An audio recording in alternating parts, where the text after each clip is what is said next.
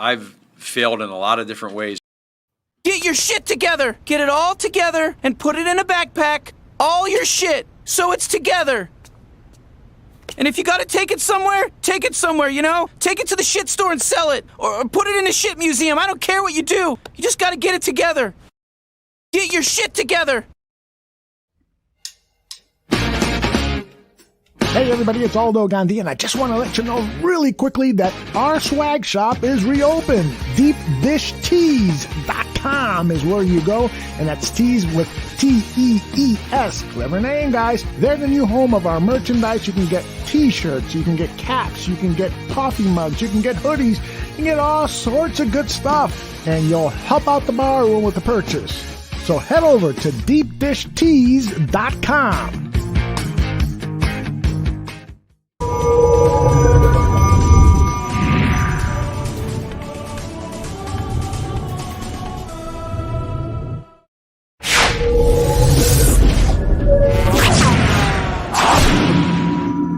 Some may find the following disturbing. Discretion is advised.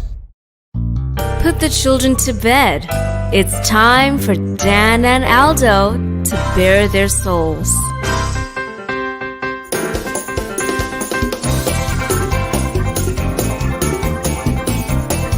I love the Chicago Bears more than I do masturbating, and that is a lot. Then, with 3 seconds left, Bob Avellini throws a 30-something yard touchdown pass to Greg Latta, and the Bears win, and I literally shit my pants. I swear to God, I literally did.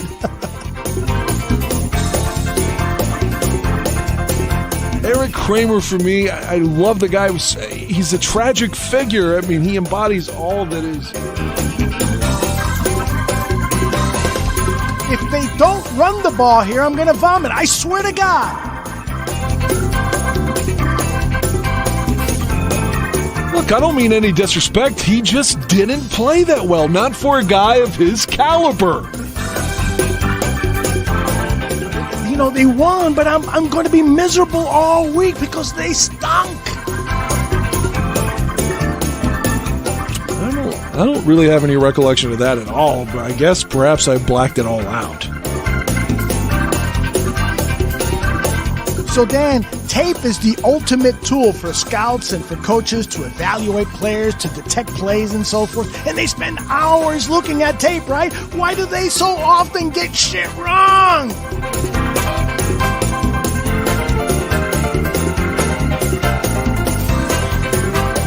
Ladies and gentlemen, Dan and Aldo. Oh, yeah. I love Tuesday nights, because Dan and I get together and talk football, talk soccer, talk movies. Yeah. Hey, I just wrote some lyrics to the song. What do you think, Dan? I like it. And who thought Phil was the only one that could freestyle? As soon as I said that, I said, "Oh, here goes a Phil reference." He's not the only one that can write music. He's a pretty good singer, though, isn't he? He was good at everything, yeah. Honestly. Yeah, it's very true. I wrote some lyrics to a couple of his big hits, but that's about it. And I sang a couple of songs too. Maybe one of these I'll get those out of the mothballs. I actually sang a song in praise of Ryan Pace one time, and I'm afraid to play it because I look really, really stupid doing that. What do you think about all these moves today with the Chicago Bears roster? What's the first thing that struck you? Well, to me, it was corner because Trufant got released and so did Burns. Mm-hmm. So there goes all your experience. I mean, everyone keeps saying, they must be looking at the waiver wire, but we're 20th in the order of succession of trying to claim somebody. So it's not like, well, it's automatic. The Bears are going to file a claim on somebody and they're going to get them. I mean, more than likely they're not. So the corner thing jumped out to me. So what does that mean then? I guess Shelley's going to be playing in the slot. And then what's his name? Number 22. I always fuck up his name. The guy that everyone was praising at the end of last season. Kendall Vildor. Yeah. So he must be the starter as well. Yeah, I'm looking. I got the 53-man roster as it stands today, and you better believe it will look different tomorrow at this time. The defensive backs are the cornerbacks, I should say, Xavier Crawford, Jalen Johnson, Duke Shelley, and Kendall Vildor. We know Johnson is, of course, the starter, and he's probably going to play well because nobody's going to throw at him. They're going to be throwing at the other guys. And so Kendall has got to really step up. He showed bits of promise, but then he also did some things that had make you worried. And Duke Shelley had, in the entire preseason, I thought I saw maybe 2 good plays from Duke Shelley and a lot of unremarkable play. And Xavier Crawford, I don't know enough about. So you better believe with that 20th spot of the waiver claim on Wednesday, that they are going to be targeting a cornerback. And they may even go back and re-sign Artie Burns. You know, and at the last Greg Gabriel Talks Football show, he talked about all the complexities of putting together this 53-man roster, and that there are some veterans that are cut and then brought back the next day, and they're basically then are paid on a week-to-week basis. I mean, the players' union is probably one of the worst that I can imagine, but that's how it works. So they're not guaranteed to pay, let's say they bring Artie Burns back, although he might be signed by somebody else, but let's say Artie Burns. So whatever he was making and supposed to make in 2021, now they can break it up into 1/16. We saw that happen, a year or two ago, where who was the one player that was always being cut and then brought up on Thursday or Friday? I forgot who that was, but I thought if they were on the roster for week 1, then they were guaranteed to get paid the whole season. Right. So that's why they won't bring them back until later. So after the first game or something like that. It's too fucking complicated for me. You're saying Burns could be signed before the Cincinnati game. Correct. Exactly. What are you going to do? Just give up like 6 touchdowns against the Rams first? Well, apparently, just because you don't want to play him or pay him, rather? Apparently, they believe a little bit more in Vildor than they do in Burns. And I saw Burns make some good plays. He played a good aggressive corner on those games that were available on TV. I didn't get a chance to get out to Hallis Hall to see any of the practices, which is a big part of what they base their reviews on. In fact, Gabriel was saying it's the tape at practice that many times weighs more than the tape against in the preseason game, which is a little odd to me because you're going up against competition that you'll see at the NFL level. But, somebody was saying today that the speed of the game, I think it was Shea Pepler, who's working over at one of the cable sports networks. She was saying that there are 3 speeds to the game. There's preseason speed, there's regular season speed, and there's postseason speed. And so the game, so what they are seeing in preseason is probably the slowest variation, which is we're going to talk about this in depth about Justin Fields not starting week 1. But some of that might have to do with him standing on the sidelines and seeing how fast an NFL regular season game is compared to what we saw in the preseason. Does that make sense? It does. Yeah, because you got the best of the best now. Week 1, when you're up against the Rams, those guys are going to be flying around a lot faster than the Bills were with their second stringers when Fields was in there, and the 2 other preseason games. We got a nice collection of people in the chat room. And one of the first comments up there were people talking about the Eric Kramer interview. You yourself mentioned it a couple times in the days we had off. What stood out to you about that interview? Well, I didn't go back and listen to the non-football segment of it because it was a little, it's a little difficult, and that we knew that going into it. And as you and I both self-critiqued and thought that maybe we didn't ask enough questions to guide what he was saying, or shape it. And I did a couple of times. I tried to show that the charges were dropped which from my chair was saying that, well, they're saying that you didn't hit the lady, but I understand why he felt that still wasn't sufficient, because when you're the one accused, you would be sensitive about that. But those kind of things, I just didn't want to relive. I did re-listen to the football portion, and I enjoyed it. Ironically, I just emailed him a moment ago and told him that as I left my house tonight coming to work, that I was recording his last game. So if all goes well, like, for example, if the power doesn't go off or something awful, that I should be able to finalize the disc in the morning and ship him his games, which has been an ordeal. I told you, one of my recorders just fucking shit the bed and the power won't come on. So I have to use my backup one right now, which is kind of my Justin Fields, and I don't like doing that. It but should work better than your starting power. It works better than the original one. Then but I've bought another one, which is quote unquote refurbished, because I always want to have one. They're hard to come around now, where it's antiquated technology. But I had to buy it from Ontario, Canada, so it's not supposed to be here for like 3 weeks. Yeah. So I definitely want to have it. Plus, I told you I had to buy that new TV. The smart TV is sending a signal to block some of the stuff I've been recording. I've been able to circumvent it, but I just hope that they don't block the Bear games, when the season starts. Worst case scenario, I get the other one that's coming from Canada, and I'll hook it up to a standard definition TV. And they can't fuck with me on that.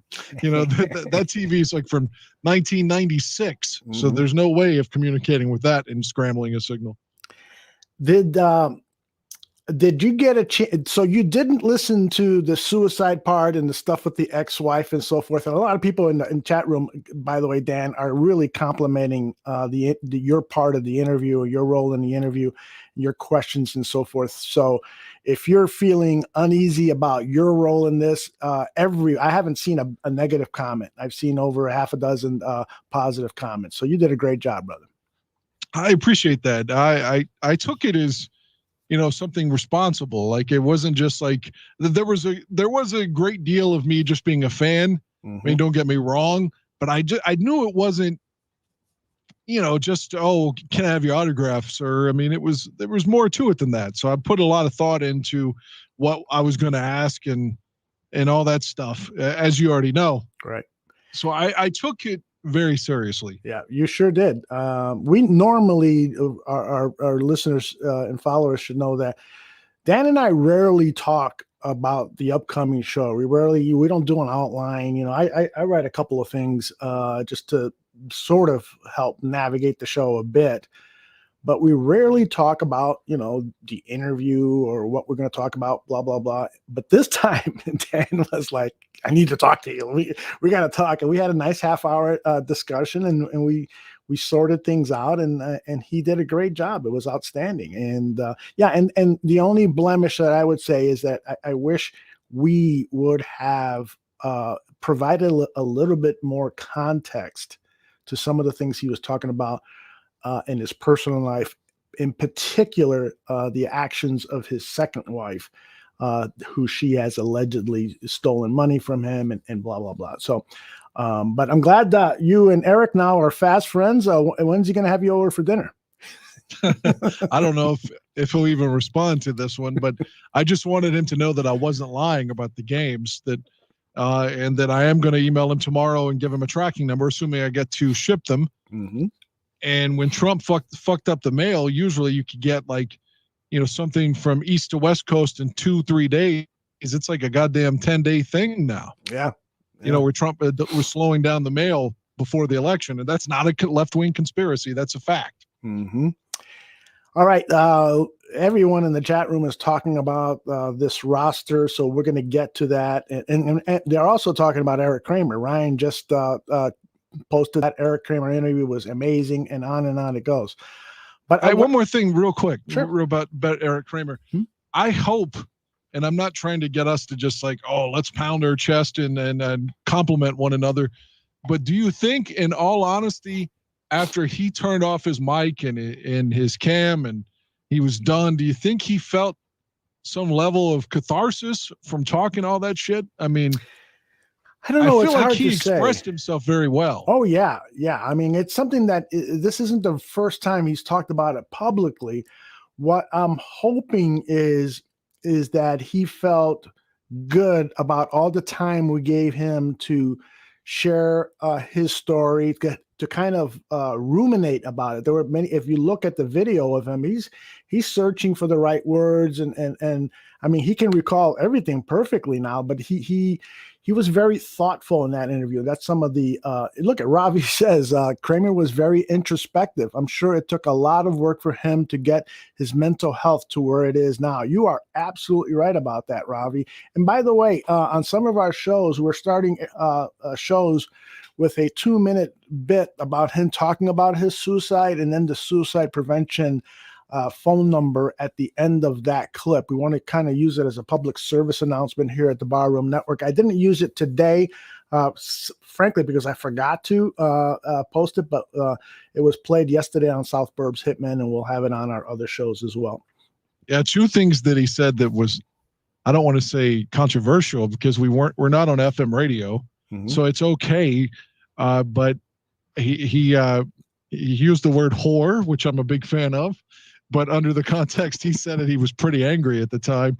And then the second one was when he took a little bit of a jab at the policeman. Yes. When he was saying that, because you've got a high school diploma, which again, I understand why he's upset under his context. So I think if I am going to brag about, because I've also been critical saying that I felt that I didn't, ask the questions appropriately to sort of guide that portion of it. But furthermore, no one else was going to let him be so unfiltered. Exactly. If he was on Dan Bernstein, for example, he wasn't going to just be able to say what exactly he wanted to say. And I felt like we did do that. Yeah. And for that, I'm really, really happy. And we could have, like you said, provided a little bit more context and directed things, but you're absolutely, I'm really happy that he got to share his side of the story. And hopefully we can have him back on to talk about the current Bears or I'm going to send him an invitation to join Joe Mandel on the Fantasy Football Goon Show, given that he's doing that fantasy football podcast. Maybe he can get us in touch with Conway. Yeah. Because you said Curtis has talked about coming on here and just it never worked out. That's right. I actually have his email. I can send him another email. But yeah, if Eric can help us with that would be awesome. Or maybe if we tell Conway that Eric was on, maybe that kind of builds, I don't know, like we were just talking about you last week with Eric Kramer. So how would you like to come on? Right. Hugh says, exactly, Dan. Sometimes an interview just needs to breathe. You are so right. Both of you guys. I mean, aren't we tired of the fast-cutting interviews where everything moves? I mean, yeah, I have a short attention span, but there are some times where you really need to let interviews just take their time, move slower than what we're accustomed to, and that was absolutely perfect. So anything else regarding Eric Kramer before we move on? No, I just hope that like I said, at the end of the day, I hope that he was happy about his appearance as well. Cool. I'm sure he is, and I'll follow up with him and his agent or his PR guy. 53-man roster. Now, I should say, again, as I put the roster up on the screen, that this thing is going to look different in the next day or two. In fact, Greg Gabriel and I, we usually do our show on Monday, but he said we should wait till Thursday because on Thursday, we will have a much, much clearer picture of what this 53-man roster will look like.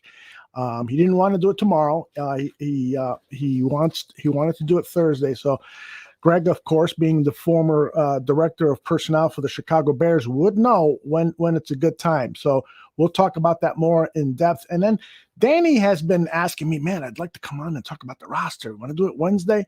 So maybe Danny will be with us. But I got to ask you before we talk about the 53-man roster, Dan, did you get a chance to see Bear Truth with Danny Shipman and myself? I apologize. I did not. Shame on you. Shame on you. I'm going to play a quick promo for that. I know it's early for promos, but I'm really proud of Danny Shimon. And there's no narration to this, Dan, and I know you're not seeing the screen, but I collected a few of the comments from people who saw the debut episode of Bear Truth, Danny Shimon reviewing Bears tape, and posted them on here. So for those of you looking at a video or computer screen, this is for you.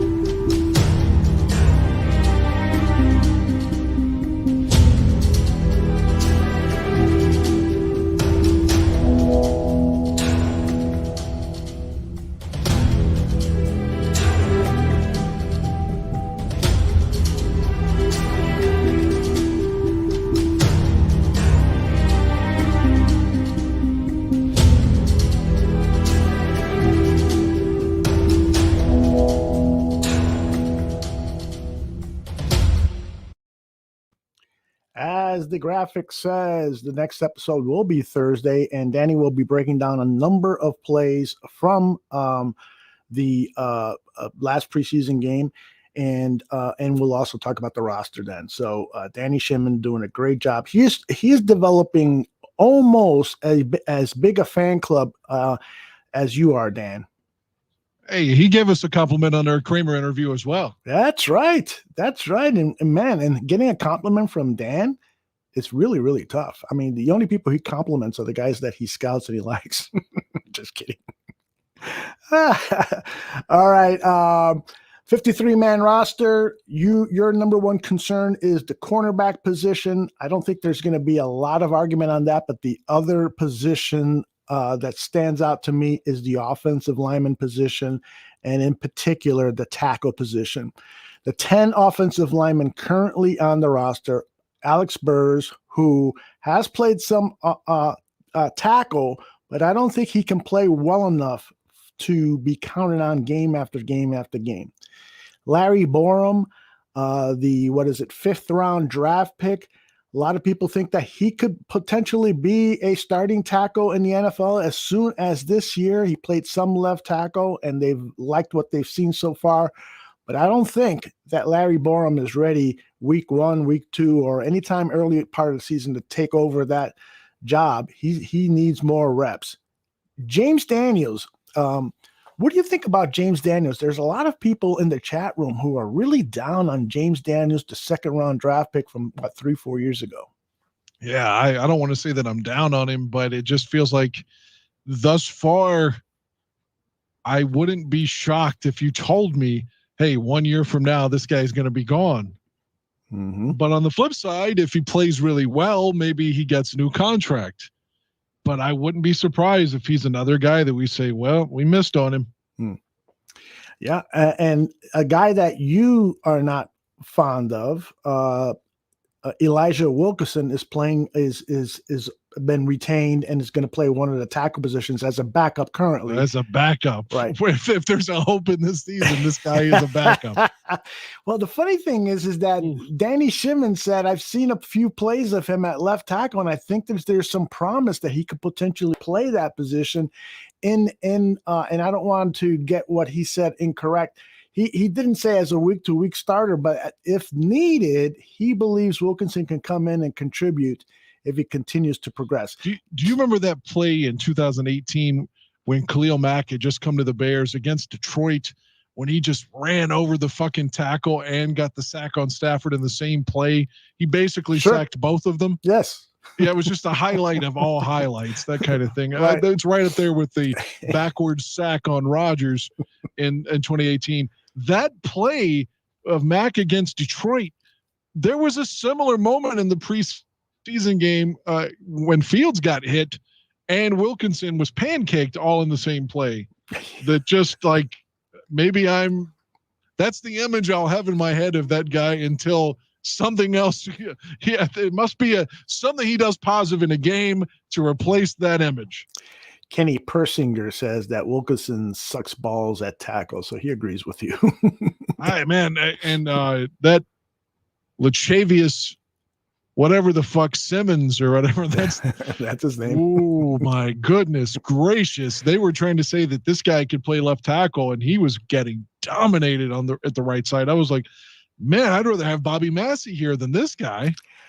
Well, don't get me started with that whole thing, but Charles Little and Bobby Massey, I told people, are going to be missed this year because I just didn't have confidence that Ryan Pace was going to be able to replace those guys immediately, and to rely on Tevin Jenkins to be the starting left tackle. I mean, I don't want to get back on my soapbox on that, but it's just ridiculous. Imagine if Jason Peters would have signed elsewhere. Who the fuck would be playing left tackle right now for the Chicago Bears? Alex Bars, maybe? Maybe. Watch Who knows? it, They probably put Andy. Whitehair out there. Like, let's try another position with Cody. Yes, exactly. Cody and Kyle Long, man, they just like the whole time have had to shift positions. Mule Skinner is telling us, informing us that Rashard Coward is available. Fuck that. Fuck that. I'd rather have what's the other guy we drafted real late last year? The guy who was what, drafted last year? Yeah, he's on the roster now, and he's also equally like, oh, I'm scared of that guy too. Help me out here. I'm not looking at the roster. Offensive lineman? Yes. Jermaine Feedy. No, it can't be him. Yeah, the 10 that they've kept are Alex Bars, Larry Borum, James Daniels, Jermaine Feedy, Tevin Jenkins, Sam Mustipher, Jason Peters, Latavius Simmons, Cody Whitehair, and Elijah Wilkinson. Those are the 10. Oh, well, the other guy must have gotten cut. Who was the guy we had last year then? Arlington Hambright. Oh, yeah, he was cut. Yes. Okay, yeah, I was going to say Coward was so awful that I would rather see Arlington Hambright. I wonder if Hambright will show up on the practice squad, though. I have a feeling. In fact, I put together a list of the guys that were cut, and I put little asterisk marks next to the fact that these are guys I consider returning to the team in the practice squad, and that includes Daniel Archambault, the defensive tackle, that new wide receiver they picked up like last week, Isaiah Coulter. Yeah, I don't think that they would have picked him up unless they were in love with him already. He got playing time in that game. He did okay. I bet Graham, the guy in the secondary, Graham, yes. I'd say he gets on the practice squad. Totally with you. I got him there on the list. Thomas Graham, Dieter Iceland, the offensive lineman. He's from, I think, Germany. I think he's just another perfect candidate for the practice squad. Not only can he, basically the practice squad is to get guys out there to help you practice, but at the same time, you can develop these guys, and Dieter has that chance to potentially be a starter in the NFL or be How about regular. Tyrone Wheatley Jr.? I didn't put an asterisk on his name. I did not. I put an asterisk on Artie Burns, although he is free right now to sign with any NFL team. But the new rules on the 16-man practice squad is that there are no limitations as to how much NFL experience you've had or not had. Before, it was like you had to have like 2 or 3 years, and after that, if you had more than that NFL experience, you were not eligible for the practice squad. But because of COVID, you can have all 16 guys can have long time NFL experience. So Pierce will be on there then. Artavius. I got him asterisk. Yep. Ryan Null. I got asterisk. Artavius Pierce. Yes. Daz Newsome. Arlington Hambright. I think they're not going to give up on him. Mike Pennell, the veteran guy from Kansas City. I kind of doubt he's going to get signed anywhere. So I thought he got put on injured reserve. Did he? I may have missed that, but I saw on the Bears website or somewhere that he was just released. But I may have missed an update on this when I created this. So look that up. Anyways, yeah, do that. And then there's 2 other guys, Trey Roberson, who had the interception for a touchdown. Why is he is not on the 53-man roster? I mean, why risk putting him on waivers? Because I think this guy can play. And Deontay Ruffin, the safety, I can see him coming back on the practice squad. I think he's shown some flashes and could potentially be the kind of guy who can help out this Bears defense. A lot of comments in the chat. Yeah, Ravi says Roberson earned the spot. Calvin says, yeah, they'll be back. Those guys will be back. Practice squad. PJ says he was playing great until he got hurt last year. Even Kreutz thought so. Are you talking about Sam Mustipher there? I think you are. Or no, Daniels. Yes, I agree. It is sad because James Daniels in his rookie season was up and down. And then he started to show some promise and he got injured. And that really, really was concerning because sometimes when a guy is starting to ascend and then he gets injured, all of a sudden it's like he's got to go back to his development time. So hopefully that's not going to be the case with him. Dan? I'm still searching for this Mike Pennell thing. Here it is. Okay. It was 8 days ago from Greg Gabriel's favorite source, Pro Football Talk. I didn't know Bears put Jordan Lucas, Mike Pennell on injured reserve. Okay, well, excuse my list. It says Lucas had a quad injury. It does not explain. Pennell apparently has a groin. I don't know why. I didn't see him get hurt whenever he was in there, but apparently he's on injured reserve, though. Yeah.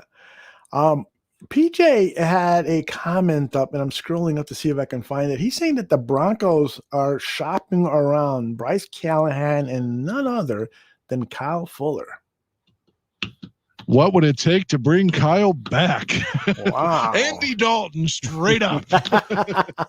Well, they got two quarterbacks that allegedly that Fangio allegedly says. No, he doesn't allegedly say. He says that he's comfortable with either one of them.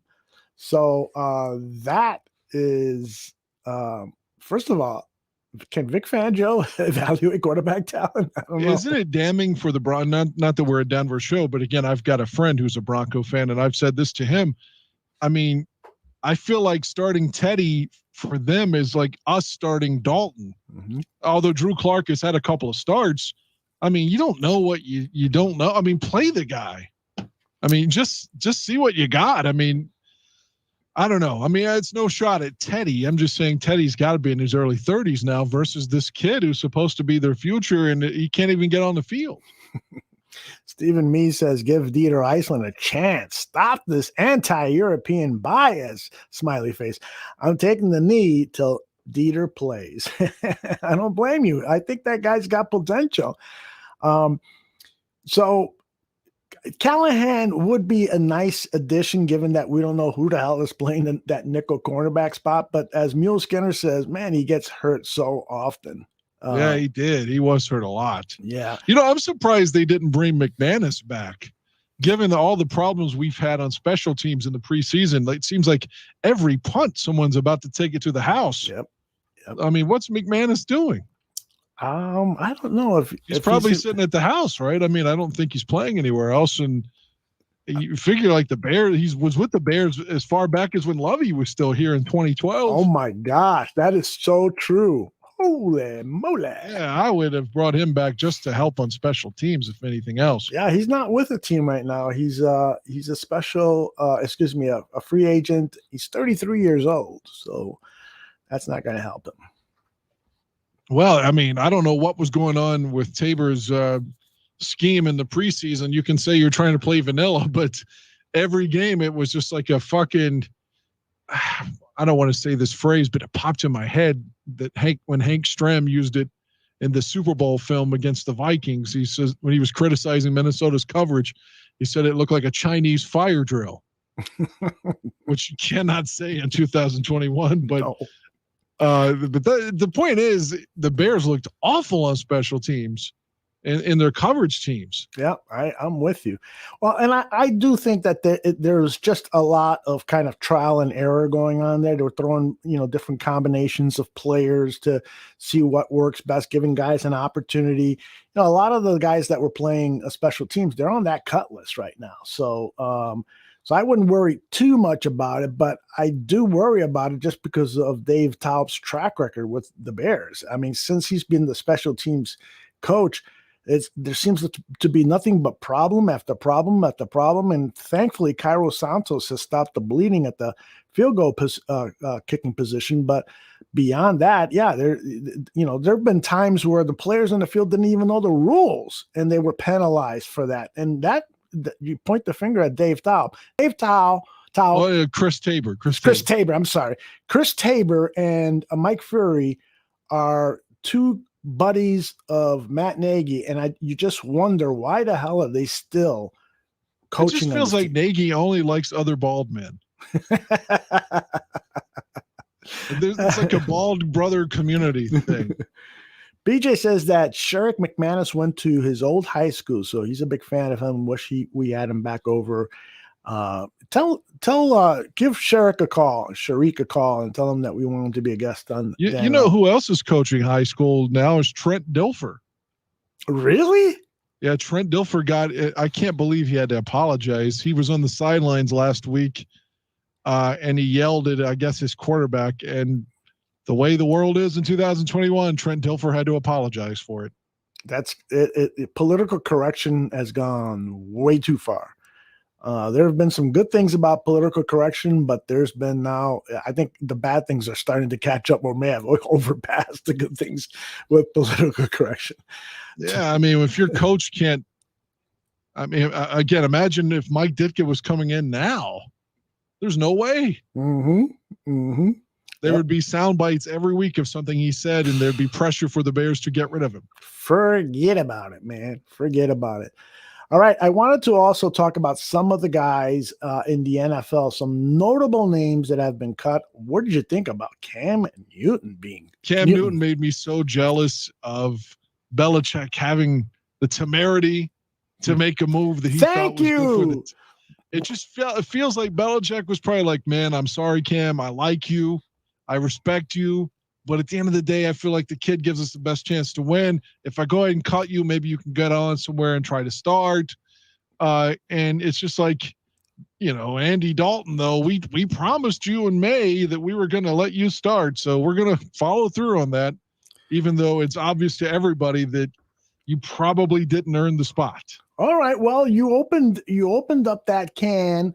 We'll get back to the notables that have been released, but I've got some video here of people who, from the national media, who don't necessarily agree with the fact that Justin Fields should be the starting quarterback. Let me play this video, and then we will all talk. Is Chris Sims on this? No, I made sure not to put Chris Sims on this because we all know that you don't like Chris Sims. Here it is. It's about 2 minutes long. I think I won't even try to remember who the first guy is. Here it is. Really what he's saying, they got 17 games to go, right? He's not going to waste a couple games messing around with an inefficient Andy Dalton. If Andy Dalton is doing his job and the things that he's supposed to do, he'll continue to be the starter. You can't look up and say that Andy Dalton is not capable of leading this team into the playoffs or winning the division. I don't look at last year Andy Dalton in Dallas. I don't look at the last 2 years in Cincinnati. He has much more talent around him now, especially on the defensive side of the ball, than he had in Dallas. Offensively, all he's got to do is not screw it up. If he can do that and they can win games, then he'll continue to be the starter. If they get out to a rocky start, then it's Justin Fields' time. That's it. That's all it is. It's not that difficult to see. I couldn't It's just agree not. more. I agree with you both. We all concur. All I'm saying, though, is it feels like it's a deep, dark hole that Matt Nagy and Ryan Pace have to claw their way out of. But they don't if they do it this way. That's the thing. If they started Fields and All right, I'm sorry, I loaded the wrong clip. That's the long version of that particular show. That was Keyshawn Johnson talking with Shea Pepler, who was hosting the show, and Jay Williams. What did you think about what Keyshawn Johnson was saying, that you can win with Andy Dalton? Don't rush the young guy out there. You'll be fine. And if he's not fine, then you still got, 16, 15 games left in the season, and you put Fields out there. What do you think about what he said? I hope he's right. I mean, he was the number one player selected in the draft in 96. Mm-hmm. So he knows more about football than I'll ever know. So I hope he's correct on this. From my chair, I disagree with him, though. And but maybe I'm blinded by favoritism toward the Bears, and maybe he's being as objective as he possibly can be. I don't know. To me, I thought after the third preseason game, I was like, look, man, if no one's going to trade for Foles, then maybe you can shock the world and trade Dalton. Trade Dalton and make Big Dick Nick the backup, and go with Foles, or I'm sorry, with Fields, and maybe you can get a corner or a lineman, because you would be bumping off $10 million off of that salary cap if you could get someone to take the ginger. Mm-hmm. So the question though is, and I'm really pissed off that I loaded the wrong clip, and I don't want to go back and do it. The question though is, is the offense better with Andy Dalton at quarterback or with Justin Fields at quarterback?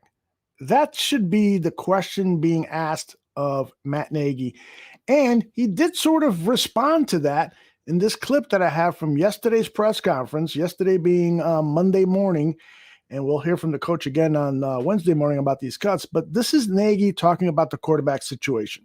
Coach, I know you're tired of this, and honestly, I am too. But just to be clear, the decision at quarterback, is this sticking to the plan that you guys put it together in the spring, or do you still feel that Andy Dalton gives you the best chance to win today? And are those two things the same? Yeah, I would say the plan that we have, which was to be able to evaluate all these guys, Andy, Justin, and Nick, was for all. They're all kind of on their different deal. They're all, Andy's got a guy that he's been in here 10 years now in the NFL. Justin's a rookie, and then you got a third string guy that's been a Super Bowl MVP, right? So the Flip has to coach them a little bit differently. Going into the OTAs, we evaluated where they were. Where's Andy learning this offense? How quick can he? Where is he? He aced that right away. Justin, where are you at with learning how to call the plays? That's the start. He did a good job there. He got better when he came back in training camp. So he grew. He got better. Andy came into training camp, and from the very first day in all of our practices, he's gotten better, right? And we can, you go through and you watch the preseason and you see where we're at, and we didn't do well when he was in there at quarterback with the three. But I can go back to saying that there's a lot of variables behind that for the preseason. So that's where, when we're evaluating Andy, we know, okay, we feel really good in practice with where he's at. Justin's continuing to grow. It's everything that we've wanted in this quarterback room this entire offseason, okay? So you go back to, you say, okay, well, we said from the start that Andy's a starter. That's where we're at. And now the next part that we said is that we're going to evaluate, right, how we play as a team, as an offense, and what are the whys. And those guys all know that. So all they can do, Andy can be the best quarterback he can be, and we'll evaluate him. Justin, be the best quarterback you can be, right, in this whole entire training camp, in the preseason, and now as a number two. We're watching you every play. We're not just done watching you. We're watching. What are you doing? And now you go into the production, the wins, all that stuff. Where are you? And that's what we got to evaluate. And we're following our plan, and we feel good about it. The quarterbacks have been great. They understand it. And that's the why for all of us. So, Matt, compared to the original plan, has Justin's performance in the preseason, has that raised the bar for Andy and the offense as far as what has to happen to keep him? Andy has known from the start where we want to go with this offense. He understands that. So the bar has always been high for him. It does. Andy has to control Andy. Andy can't control something that's out of his control, which is Justin. You know what I mean? So if Andy controls Andy and we have success on offense and we play well and we're winning, that's a good thing. I think we'd all understand that's a good thing while this kid develops and continues to grow and learn and watch tape. But at the same point in time, Justin needs to do everything he can from week one in the video, in the meetings, at practice, always being prepared, because you're one play away. You're one play away. And so you can't sit back and say, I'm number two. I can't, this isn't what I wanted. And he doesn't do that. But you got to be prepared, like they all do. The third string guy's got to be prepared at all times. So Andy's not affected, but he wants to just be Andy and be as best as he can be, and the same with Justin. Wow. I've never seen a guy get so much hate in the chat room than Matt Nagy. I start to tune him out. Yeah, that was way too long of a soundbite from a producer standpoint. No.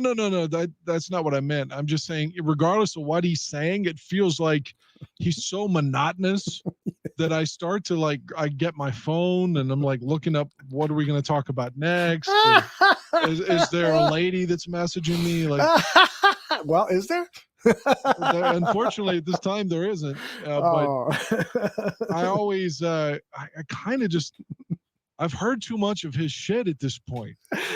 He's all talk and no show, I love Chubb's comment. He says, all he was asked was, who gives you the best chance to win? And he goes on for 3 minutes. Soliloquy about nothing. So good. Yeah, well. Man, I don't know. I can't even summarize what he just said, because I confess, I feel like I'm someone that doesn't have an attention span, and I love 4-hour films usually. So, but I don't even know what he said. Give me a 10-second summary, a cliff notes of what he just said. I don't even know. All right, here it is. 10 seconds, okay? What he meant to say is, we fucked up when we told Andy he was going to be the game one starter. And so we got to follow through on our word. And so don't worry about it. Our star quarterback will be playing game 2. I think that's what he said. I don't know.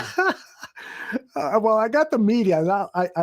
I was able to, I think the reason I play that Matt Nagy thing is so I can go back and fix that media soundbite that I had.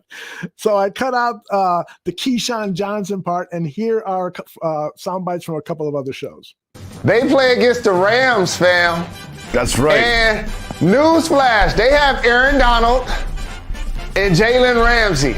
You don't put your rookie out there if you don't have to. Let me answer this question for you again.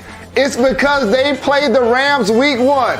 Now, soon as that game ends, he gonna be taking snaps with the starters. David Carr, meanwhile, who is a quarterback who legendarily had his career compromised by playing behind a bad offensive line during his time after being the number 1 pick in Houston, was on the Dan Patrick Show and said, do we want to put Justin Fields behind the Bears offensive line that I've watched the last 3 weeks? Absolutely not. I've been in that situation. Marcus Spears, who should be the starting quarterback for the Bears? Justin Fields. And I said it before we even got to this point. And listen, this whole O-line thing is mind-boggling to me, because the goal when you put a team on the field is to win the damn football game. And to put the best guys out there that gives you that opportunity. We all know Justin Fields gives them the best opportunity to win games. That was Marcus Spears. He sounds like the smartest man in the bar room right now. And that's not a cheap shot. That is not. That was just a joke. A joke. Yeah, I can't. I think there are some good points being made there. They had that graphic that David Carr was sacked 249 times in 5 seasons. How can you survive that? Maybe it sounds like Cutler. Maybe that's why Jay's such an anti-vaxxer now. He just got his head beaten in. That's right. Didn't help him for pass protection. So anyway, so there are good points. Why put a young guy back there behind a bad offensive line? But at the same time, doesn't his escapability, isn't that the remedy when you have a bad offensive line as opposed to a pocket passer, and that you're going to depend on that pocket passer to get rid of the ball quickly, which means 2-yard passes, bubble screens, no explosive plays. You know, the thing with Justin Fields, the same thing Nagy did for 4 years with Mitch. Thank you. Or 3 years. I'm sorry. We all saw that sensational play by Justin Fields, that touchdown pass to Jesper Horsted. He's under pressure. He heads to the sideline. And Horsted, despite the fact that he is double teamed, Fields throws it on the dime, back shoulder catch. And that to me tells me, yeah, this guy can help you win even with a poor offensive line. Now, are there going to be growing pains? Of course. But guess what? Andy Dalton is going to be painful to watch at times too. So I don't want to hear that shit. I'm done. I agree with you. It's the same thing I was saying about Denver earlier. I'm surprised that they just don't play Drew Clark and just see what you have, and see, do we need to draft somebody else in 2022? Is this our guy? Of course, the Bears aren't going to give up on our guy that quickly, but considering all the hype behind him and having to move up to get him and et cetera. However, but Denver doesn't have that. It's not exactly the same situation, but they're both playing middle of the road veterans against their young, youthful quarterback is the reason I addressed that. Mm-hmm. But what I'm trying to say is come opening night, I'm not going to sit around like after every incompletion and say, they better put Fields in. Like I want Dalton somehow to make, this decision look like the right one. I just don't think it is. But I'm hoping, you know what I mean? It's like it's almost like at the end of Mitch's run, I was hoping so much for him to earn a contract extension, to make the Bears want him. Mm-hmm. I didn't necessarily think that was going to happen, but I hoped it would. Mm-hmm. And so it's the same scenario here. Like I hope that there's a aha moment with the Bears and they're finally right on something other than Santos. That's the only thing I can think of in the last few years where I was just like completely wrong. I was like, no, don't bring that guy back. He actually hit 2 or 3 when he was with. But no, he didn't though. That's we've had that discussion before. Like if you look at it, I don't remember what the stats were. It wasn't field goals. It was extra points. It was extra points. Yeah. He missed his field goal attempts. You're right. Chubb says that if you're not playing the best player, you are a complete fucking idiot. And so I think he's referring to Matt Nagy there. So do you think that Matt Nagy goes to the players, and says secretly, hey, just your honest opinion, Cody, who do you think should be the quarterback? You think he's collecting intel from the players, gauging what the reaction is in the locker room? Or maybe Pace wants him to start Dalton and he's just sucking up to his boss. Well, there could be some of that, right? Because you got to go to management and say, we have a plan. We don't think that Mitchell Trubisky can play quarterback and be a number 1 starter, but we know that Andy Dalton will be available. He will come to the Bears, and we're confident that he can manage football games and we can win. We can also really work hard to target in the draft, one of these 5 quarterbacks. We think we can come away with one of them, and that person can be Andy's backup.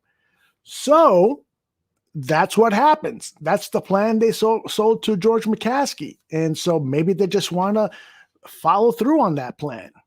To me, it's stupid. You should adapt to new circumstances. The eye test to me tells me that Justin Fields can give you a better shot to win. And I'm not discounting. That's what I'm saying about Belichick earlier. Belichick had the wherewithal to show you like, hey, we were going to start Cam, but he's been outplayed and we've made a decision. Yep. And I'm not discounting the fact that Andy Dalton can go into LA and help us win that game. I'm not discounting that because I think that Andy has enough experience to do certain things right that could help the team. It's going to obviously depend on the defense limiting the Rams offense to 2 scores tops. And it's also going to depend on the offensive line helping to get that run game going and some big plays on special team. That's how you're going to win in LA week 1. And with Andy Dalton as quarterback. If Justin Fields was quarterback, I would say there's going to be some electrifying plays from Justin Fields that he's going to keep this team in the game and potentially win it all on his own. May not even need the defense to play tremendous football. The last couple of years when we've gone to LA, now, of course, the game in Chicago that you were at, the Bears pounded the Rams that night. But the games at the Coliseum and whatever the fucking new field's called, that's the home of the Super Bowl this year. Wouldn't it be great for the Bears to open the season in week 1 in LA and then go back and win the Super Bowl there? But okay. My point was going to be that when we've played the Rams the last few years, the defense, for some reason, is just absolutely seems bewildered every time the Rams do these like misdirection, like like flips, their little tosses to their little gimmicky wide receiver screens and toss plays and all this shit that seems like something Nagy would have run in 2018. Just real gimmicky wide receiver end arounds and pitches and tosses and misdirection. Whenever they would run that, the Bears were just completely like confounded, like had no answer for the misdirection. Mm-hmm.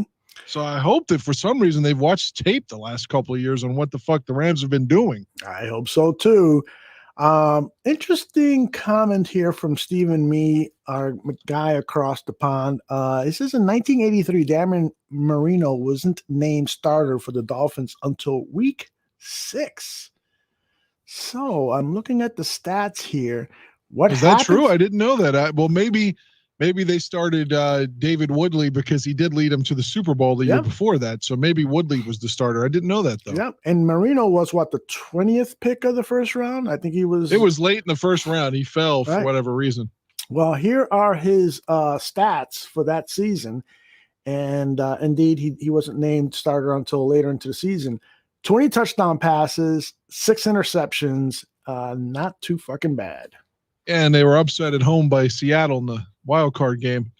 And Seattle then would go and beat Elway and the Broncos, although same thing, that the Broncos that year had a rookie in John Elway, but they started Steve DeBerg. Is your short-term memory as good as your long-term memory? I don't know. That's amazing that you remember that.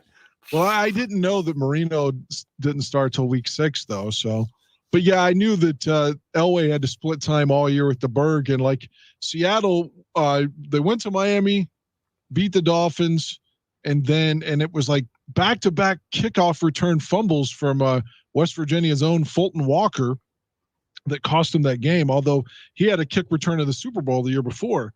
And then, so the Denver playoff game, like the Berg is getting blown out and they put Elway in, but it's real late. And then finally that team went to another West Virginia guy who was on that team, their running back, Kurt Warner, not to be confused with Kurt Warner, the quarterback, but like Kurt Warner, the running back, actually grew up about a half hour from me. And, they lost the AFC Championship game to the Raiders at the LA Coliseum. So they had a guy who would, of course, would be with the Bears much later was their quarterback, David Craig. Mm-hmm. You know, Chubbs is on a roll here. He's posting stuff that I agree with left and right. I might end up voting for a Republican in the midterms. Chubbs says in 1983, the NFL wasn't running college offenses.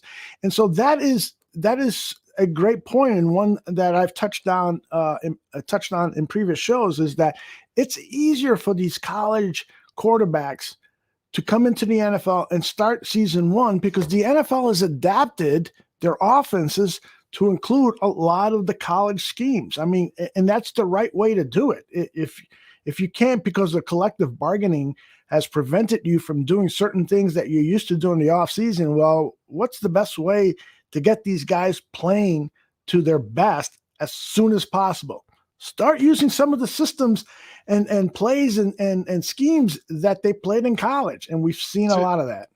To Chubbs' point, a guy that would be with the Bears later, Cordell Stewart, and his rookie year with Pittsburgh when they go to the Super Bowl, it just one of the gimmicks that they used, which is such a staple in college football, and like the pros didn't know what to do about it, was that little a fucking play called the where you can run and you can keep it, or you can flip it to the running back. The run option. Yeah.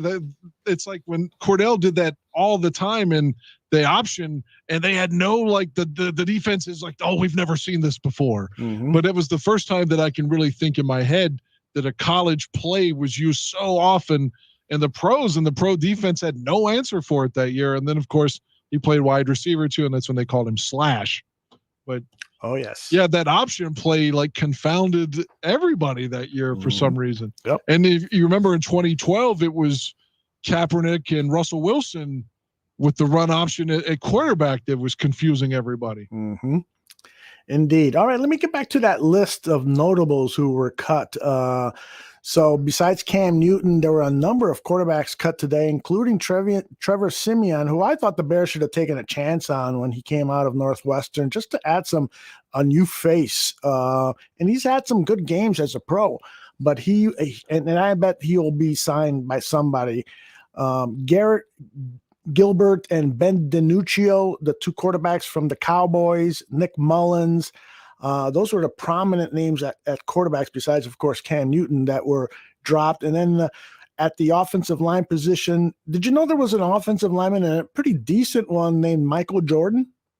I did not. Who did he play for? I didn't know that either. I did the research. He played for the Bengals. They dropped him. They brought in some rookie who has been playing tremendously, and so they probably dropped him because of salary demands. So he's gone. And then Prince Tega Wanuhu, who was a guy who was talked about a lot 2 years ago when he came into the NFL on our draft shows. I saw his name in a lot of our mock drafts and so forth. He was dropped by the Chiefs. So it's going to be interesting, given Matt Nagy's relationship with Kansas City, if he might come in for a tryout. Want to know another Chiefs lineman who was dropped? A guy who played for the Chicago Bears. Do you remember the name Brian Whitsman? He was really bad, though. He was. That's why it's hard to forget, right?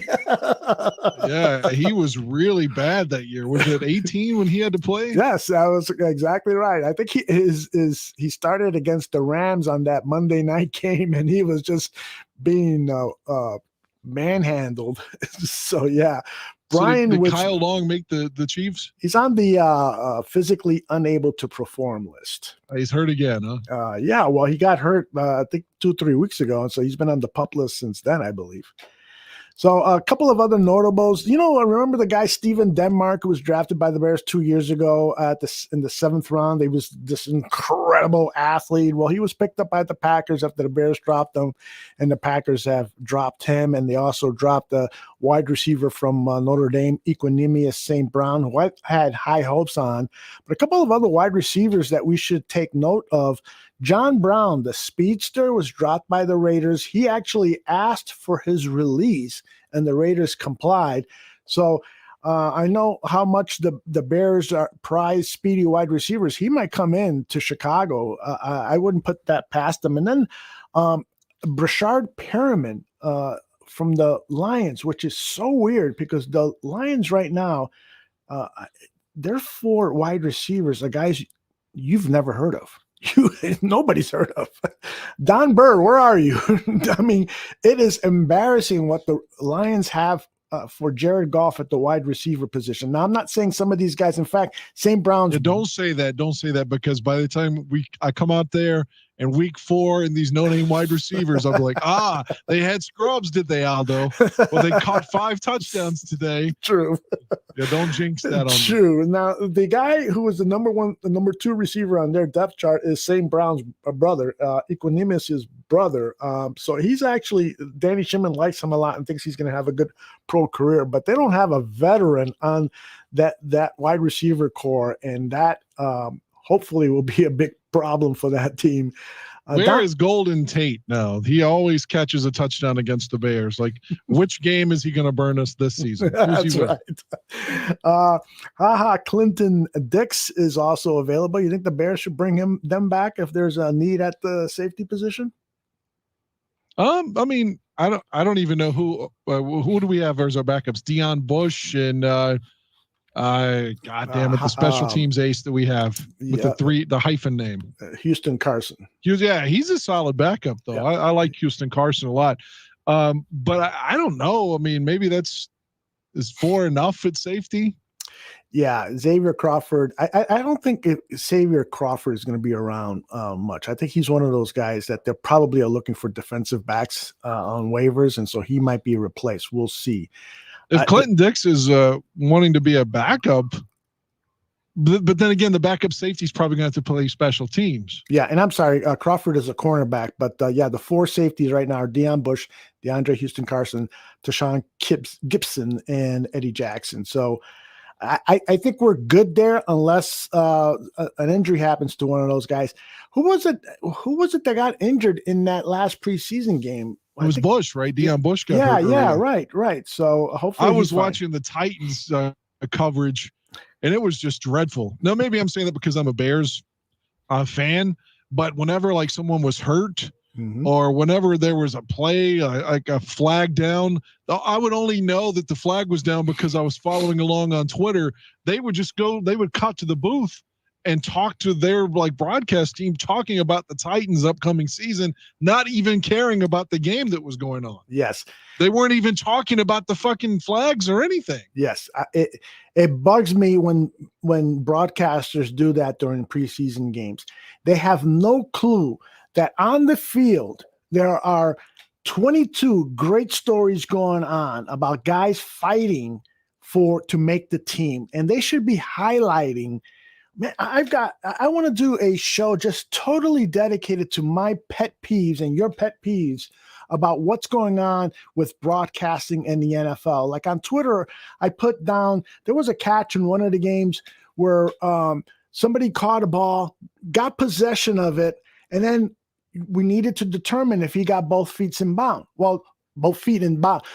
So what happens? Of course, the multiple replays don't freeze the shot when the guy has possession. They just keep running in a slow motion all the way through. I mean, and then they don't have an all 22 camera so that we can see, oh, that guy was way open over there, or they had a deep safety over there, so there's no way they would. There's so many goddamn things that broadcasters now do that just piss me fucking off, man. At least Al Riveron has retired. That's right. Who's taking his place? Do you know? I don't know, but this guy still says that Zach Miller's touchdown in New Orleans, the reversal was the right call. So he should have been fired after that game. And the goddamn guy almost lost his leg and his life for catching a touchdown, which 99 out of 100 people would have said it was a touchdown. Mm-hmm. Even the Saints would have said that was a touchdown. Yep. And he still justified taking that away from Zach Miller, which is obscene. Yep. He should have been fired after that season. People in the chat room are talking about the players who were cut by the Bears. The Charles Snowden's name came up, and I think that this guy is going to definitely be on the practice squad. The one good thing about when you put some of these young guys on the practice, when you cut them, they are very likely to make it through waivers. Why? Because a lot of teams just fall in love with the players that they drafted, and plus COVID too. Plus COVID, exactly. These guys know the system, they know the team culture, and so they are going to make it through waivers because no other team wants to train somebody from the get-go. So a lot of these guys are going to be available for the Bears to make their practice squad. So let's not worry about losing Charles Snowden. I bet you that tomorrow he'll be signed to the practice squad. You know, it's a really good story, not to go change topics, but just popped in my head. When you were talking about the preseason, they should be highlighting the guys fighting for jobs. And one of the guys, you hit it on, I think, last week's show, that he only had 2 hours of sleep and he came to the game. He still played, the Rodney Adams. Yes. Yeah, and making the team. I mean, and he showed off a little bit. He had some good catches in the preseason. So I'm glad for him, for a human story. Yes, that he made the roster. Yes, and there are other great human stories like that, human interest stories that these broadcasters should be telling us about, not just about the guy who had a baby the night before he made the team, essentially, because that was, I think, the game that had the Bears coaches thinking, yeah, maybe we can finally get rid of Javon Wims. Oh, thank God. He had replaced Josh Bellamy as like one of my most hated Bears ever. I think Josh Bellamy may be my most hated Bear ever. Okay, I gotta tell our followers this about the hate text that you were sending me. Oh, yeah. I was just talking. Yeah, I'll say it on the air. I was saying that I hope that Kansas City, with this current roster, doesn't even go back to a playoff game. It bothers me when someone like Mahomes is put on a fucking pedestal. Like, he did not deserve Super Bowl MVP. And I'm not saying because Damian Williams is with the Bears. Like, his stats in that game weren't very good. But because who he is, he won MVP. The same thing with Peyton Manning in our Super Bowl that we lost in 41. There's no way you tell me Peyton Manning's the reason we lost. The Bears couldn't stop Dominic Rhodes or Joseph Adai both of which was running the ball and catching passes. Peyton was dinking and dunking all night, got MVP. Ray Lewis got MVP in 35 for 6 tackles, no turnovers, no sacks, no picks. Chris McAllister had like 2 interceptions and a pick 6. Doesn't get MVP just because he's not the it boy. And that's who Patrick Mahomes is. And I hate the guys like that. I hated Peyton Manning. I hate Tom Brady. I hate Brett Favre. I hate Aaron Rodgers. And yes, I hate Patrick Mahomes. So yeah, I hope that he doesn't win another playoff game ever, because I've been told, like last year, if you were listening to the Super Bowl commentary, they were saying like, oh, Brady is going for his 149th Super Bowl win. And Mahomes is going to get there. I'm like, how do you know Mahomes is going to get there? He's won 1. Even Aaron Rodgers has only won 1. And okay, another point. What started all this, I was watching that goddamn countdown on the NFL Network for their top 100. And I hate Aaron Rodgers. I hate the Packers. There's no way Rodgers shouldn't have been number 1 this year based upon his year last year. There's no way. Rodgers' season last year was fucking phenomenal. Like 45, 46 touchdowns, 5 picks, whatever. Like, we can only dream about quarterback play like that here. That guy deserved to be number 1, and they gave it to Mahomes just because he's their it boy. And I resent that. So here's my reply back to Dan. And I'm trying to find the text, but for some reason it doesn't allow me to go that back. You told me that I sounded like a Trump person. Jeez, I wasn't going to bring that up. You said you sound like a goddamn, how'd you say it? It was funny as fuck when you said it. I forgot. I think I said MAGA. I think you sound like a MAGA supporter or something like that. Yeah, that's what it was. I laughed out loud for real when I read it. So here's the thing. You hate these guys simply because they were named MVP. That's no fault of their own.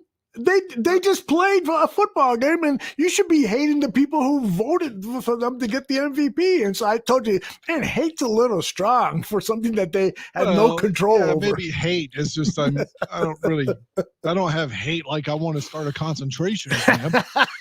But I don't want him to. I don't want, like, if you told me Mahomes never win a playoff game again, I'd be okay with that. Well, I happen to like the guy a lot because I saw his college tape, and when we were doing 100 Proof, I was really advocating for the guy. So I feel a certain sense of pride that the guy that I was rooting for and thought that he should be picked by the Bears of any of those quarterbacks that were available, Trubisky, who I thought was a second-round talent, Deshaun Kaiser, who I thought was a second-round talent, in fact, went in the second round, and Deshaun Watson, who is every bit as good as arguably as Mahomes, but of course he's just got to keep his asshole and his dick to himself. That's right. He needs to stop asking masseuse to have his prostate examined. I still can't get over that. Is he going to be suspended at some point? I think that the NFL is still reviewing things. I do believe that there has to be a suspension coming. Maybe Cam goes to Houston then. Yeah, that makes a lot of sense. Now, did you hear stuff about the reason Cam was dropped was because he hasn't been vaccinated and it's just too risky to carry a quarterback who isn't taking the vaccination? No, I didn't know that part of it at all. Yeah, that apparently some reports coming out of the East Coast is that why that's one of the determining reasons why Belichick wanted to cut Cam Newton. There was just a concern that, with the strict rules that they have, that if a game could be forfeited, et cetera, et cetera. Yeah, you could get a loss because of that. Right. And the quarterback room, there's only 2 or 3 guys in there. And if one of the guys is unvaccinated and he somehow gets the other guy vaccinated, even though he might be, gets him, he passes the COVID on, even though Mac is vaccinated, there still could be some complications as a result of that, and he might have to miss a day or 2. And so it was just too risky, according to some reports. And so that's why Cam Newton was on the chopping block. I mean, it's a valid concern. Even I know the right wingers don't want to hear that because for some reason they're anti-vaccine, which God, I don't want to talk politics, but I just like you were mentioning, you could get a loss this year. Last year, like they were trying to reschedule games and all this placating the teams, and like you could just get a fucking L this year because of your team suddenly has COVID. And if you got a guy that doesn't want to get the vaccine, I can understand them trying to make a move. That's not politics. That's just like trying not to lose a game. Right.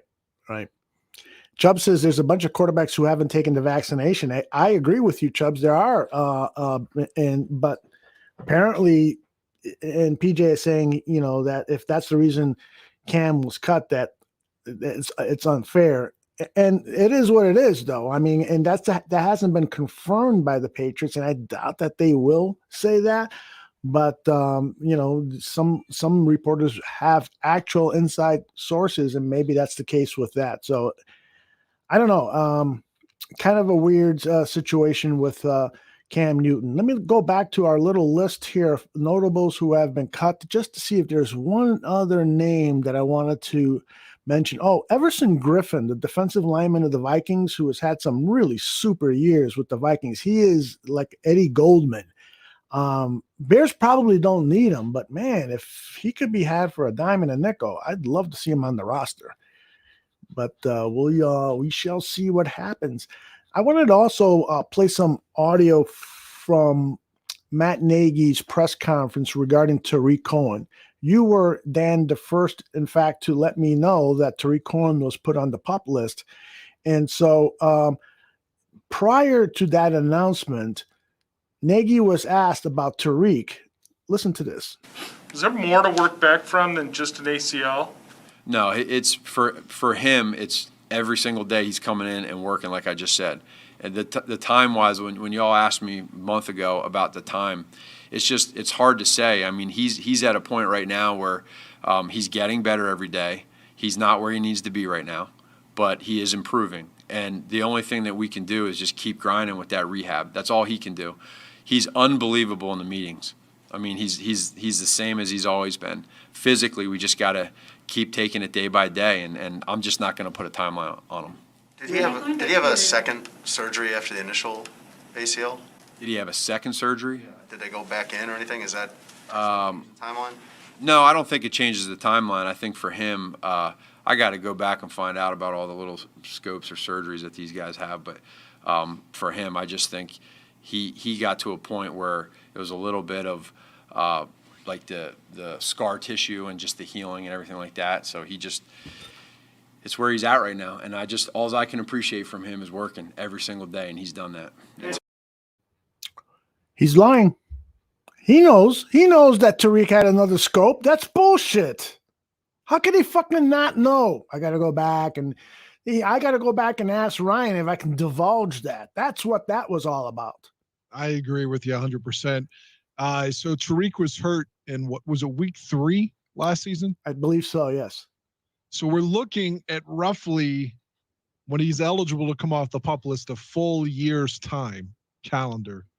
And considering how nasty that injury was, and they didn't even draw a flag, which is just, again, absurd, incendiarily, egregiously awful that didn't even draw a penalty.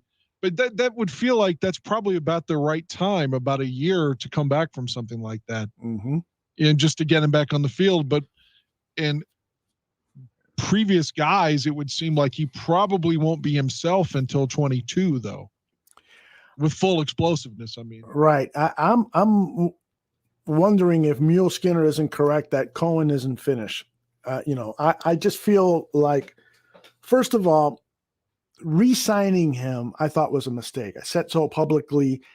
I'm glad for him personally that he got paid before he got hurt, because he'd have never gotten paid. Absolutely. Get as much money as you can. Absolutely. I'm all for that. These guys risk their lives out there. But I thought from a business standpoint that Ryan Pace made a mistake, because Tariq had a sensational, or maybe that's hyperbole, a really good rookie season. There's no doubt about it. The guy really helped out the Bears get to the playoffs. No doubt about it. The next season, no.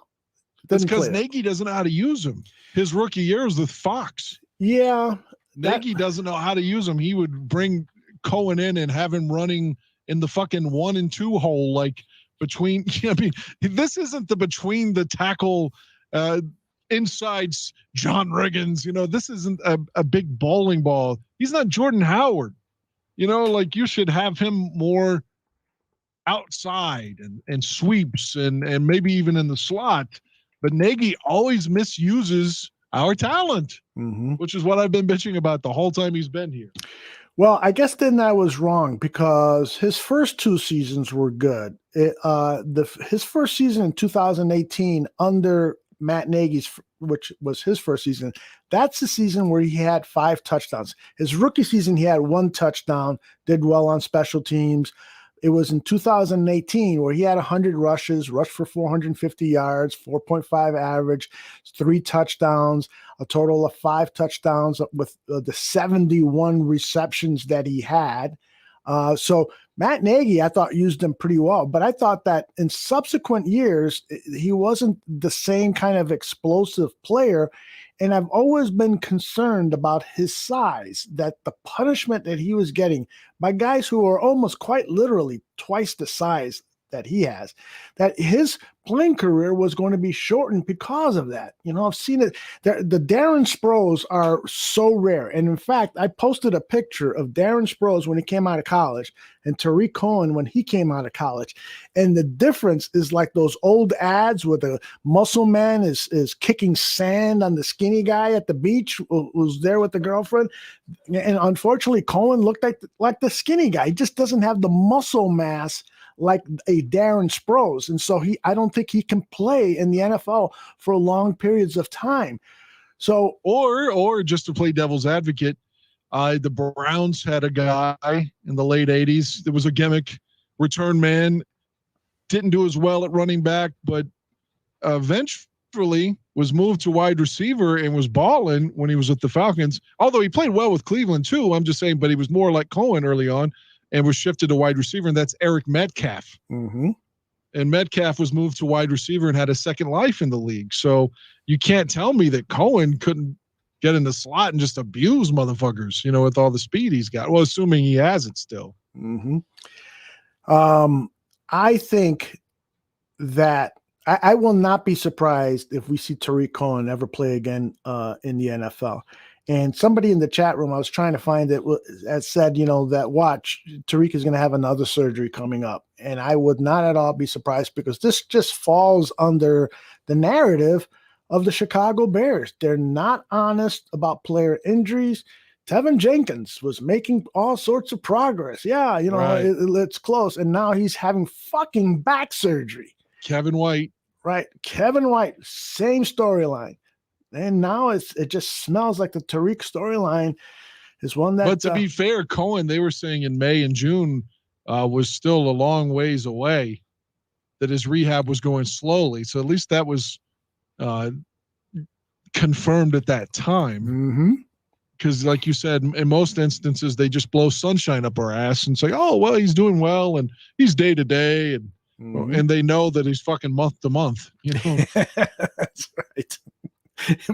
They should have a designation now where it goes from day to day to month, because that's much more accurate than this fucking day to day shit. Oh man.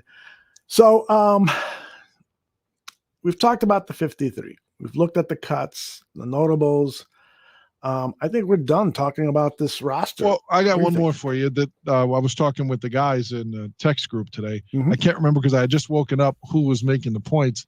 I don't know if it was them or Aaron, but I was saying that to me, the obvious for JP Holtz is he's going to be our fullback in a set when a fullback is required with Null being released. I mean, and probably on the practice squad. But JP Holtz has done well whenever he's come in to be a blocking back. So I assume he's the quote unquote H back. Yes. And we saw Horsted with just tremendous hands against the Titans. And he caught a touchdown last year too. But that catch, the third one he had Saturday night, was just amazing. It's like John Mackey in the Super Bowl, but against Dallas. But Jesse James is a receiving tight end, and so is Graham, and so is Komet, at least we hope. So we have 4 catching tight ends, and we've got one guy that can block and play fullback. So that's why he's on the roster. Yeah. But I like that all these guys made it, though. I like the tight end, the quote-unquote tight end room. Right. I agree with you. It's 5 tight ends. It's a little more than you'd like to see, but I like all 5 of these guys. And there's been a lot of people on social media critical of Jimmy Graham and that signing. You know what? I would have preferred, Chubbs, don't kick me in the balls, but I would have preferred they kept Charles Leno because it was basically comparable. The money they were making is comparable, they being Graham and Leno.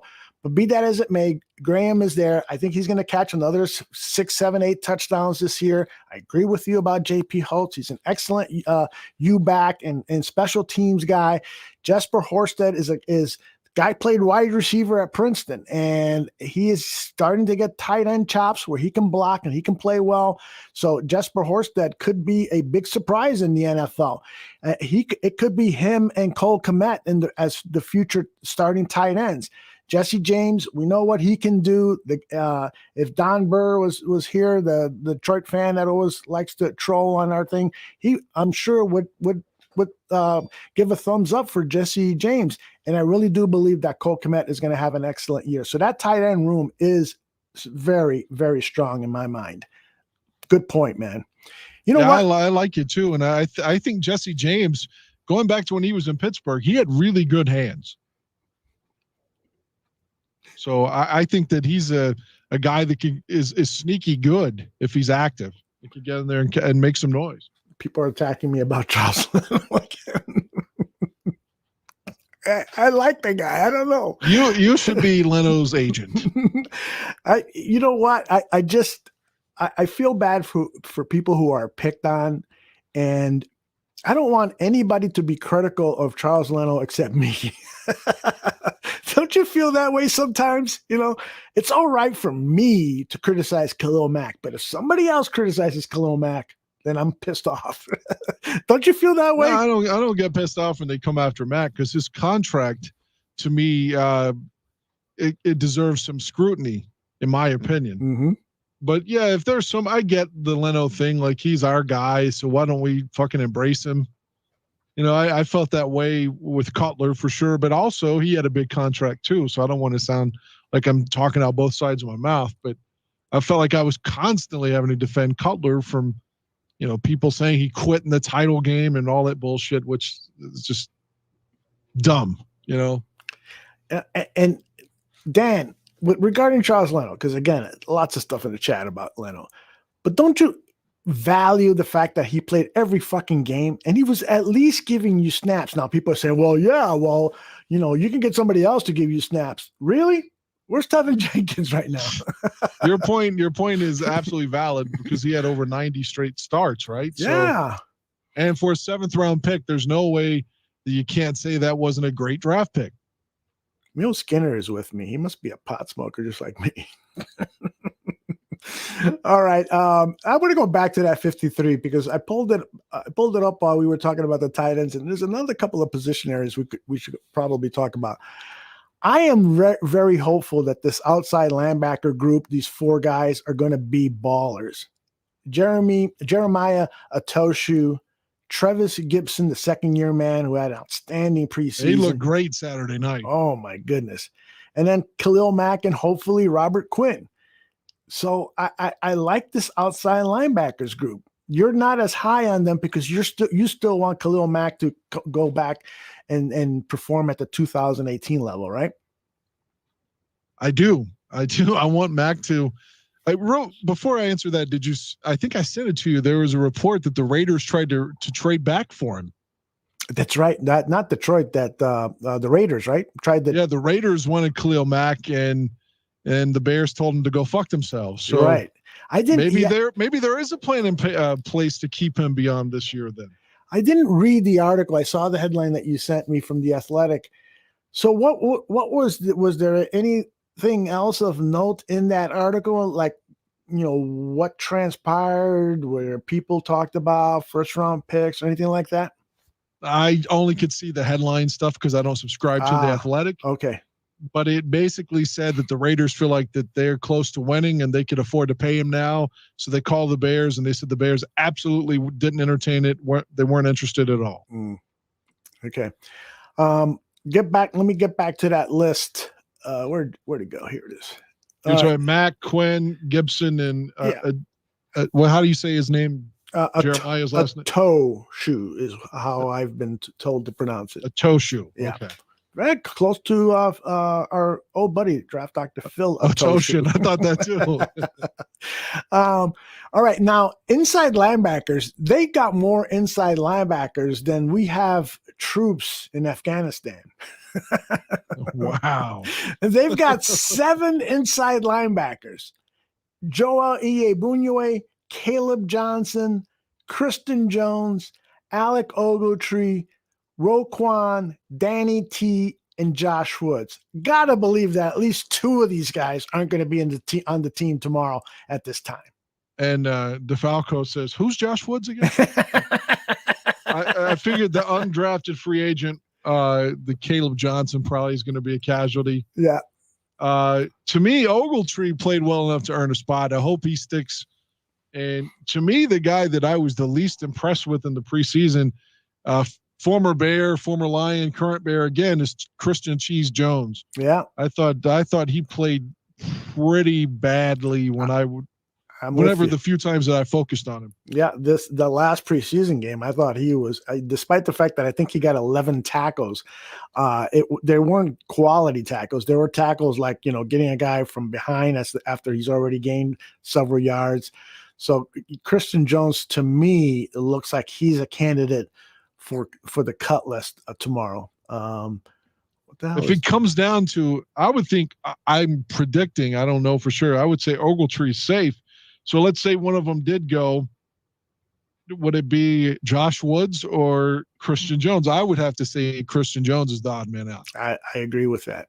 Totally agree. At the defensive lineman position, I like the play of Angelo Blackson and Eddie Goldman. Those 2 guys in the middle, I think, could give the Chicago Bears one of the best interior defensive lines in football. These guys are road graders, and they're going to help Akeem Hicks and Bilal Nichols to do really good stuff. And Kyrus Tonga made the team, a guy that I predicted that. I told you, the big man. I like him. You did. I mean, between Blackson, Goldman, Tonga, and then Hicks is a road grader too. He can move anybody from anywhere, and Bilal Nichols is probably going to be that guy too. We got a defensive line position that is rich in strength and versatility. How about Eddie Goldman getting a tackle on his first snap? How about that? He looks like he is ready to rock and roll. I don't know much about Angelo Blackcock, though. I didn't pay attention to him. Obviously, I love Hicks. I love Nichols. I love the kid Tonga. I love Goldman. I didn't really focus on Angelo too much. Blackcock, do you want to start talking about your sex life again? You want to change to that now? I've never taken a Blackcock, sir. All right, so inside linebackers, outside cornerbacks, we talked about. Safeties, we talked about. All right, offensive linemen, I think we've already shared our anxiety about that. The tight ends we've talked about. All right, let's talk about the receivers. We got Rodney Adams. I think everybody's excited about what this guy displayed in the preseason, so that's good. Darnell Mooney and Allen Robinson. So you got 3 receivers there. And Goodwin's blazing speed, man. Yeah. I told you many times in San Francisco, he did well with Jimmy Garoppolo. I hear you, but I just haven't seen Goodwin nor Burr do much in preseason. So I'm hopeful that those guys are going to live up to their promise. But it's not like I could say, yeah, did you see that great catch Saturday? No, I didn't. Not from those guys. He's kind of like Trufant. He really didn't play that much in the preseason. That's why I was asking you. Remember, I was like, "Where is Trufant?" Right. He hasn't played at all, and you're like, "Well, he's someone had died in his family or something." Right. And who knew that? Like, I felt like, did he play any of the 3 games? I don't think he did. I don't think so either. Then they just caught him. Right. Wow. And it was telling that at that press conference yesterday, Matt Nagy was asked about Desmond Trufant, and do you have confidence that you can keep him on the roster given that he hasn't played in 2.5 weeks? And Nagy didn't say yes. he says, yeah, well, that's one of the, and then he trailed off into something else. But those first few words I thought were indicative of, yeah, he's on the roster bubble. Wouldn't it be great if they just said that, yeah, he's on the roster bubble. Next question. Just get to the point. Tell the truth. Yeah, you'd have to word it a little bit more sensitively, but yes. You'd say, yeah, of course it's a concern. Right. I mean, it's so fucking obvious that it is. You think if they'd asked Mike Ditka that, he wouldn't have said that about Lemuel Stinson? That's one of the things I loved about Mike Ditka. What do you care? Yeah, he'd been like, hell yes. You got eyes? You got eyes? Don't you watch the game? Of course I'm worried about it. Oh, yeah. How many Mike Ditka quotes can you come up with like that? Fuck, I don't know. I mean, I didn't get to take Ditka in the way you did being in Chicago because there's no internet at the time, and so I was just completely reliant on what ESPN was going to show me that night.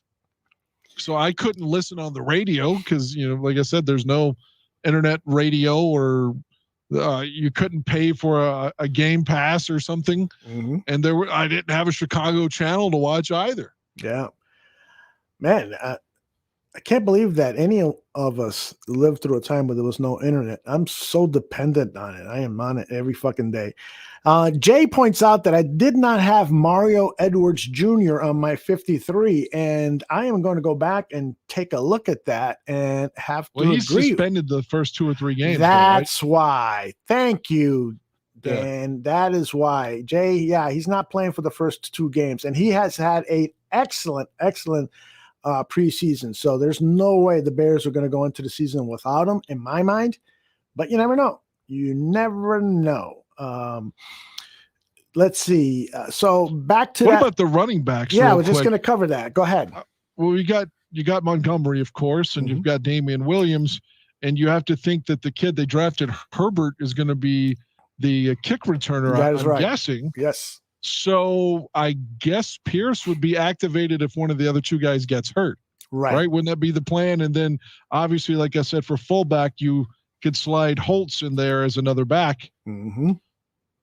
Yeah, I totally agree with you that those 3 running backs, it does kind of bother me that they don't have like a Ryan Null in that backfield to get you those tough yards. And I know that David Montgomery can do that, but you don't want him doing that often. Not that Matt Nagy runs the ball at all, but he's more likely to throw on 3rd and an inch than he is run.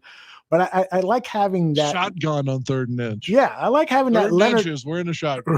Right. From the half-yard line. 3rd and goal from the half-yard line. We're in a shotgun. That's right. I like having that Leonard Fournette. By the way, is Leonard Fournette in the league?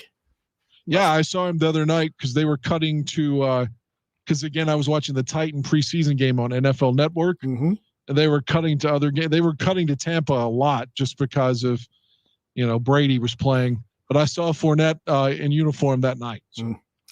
Ravi says that Saints Ditka was funny. Saints Ditka, man, had some balls still to trade his whole draft for Ricky Williams. Whoa. Well, what an idiot.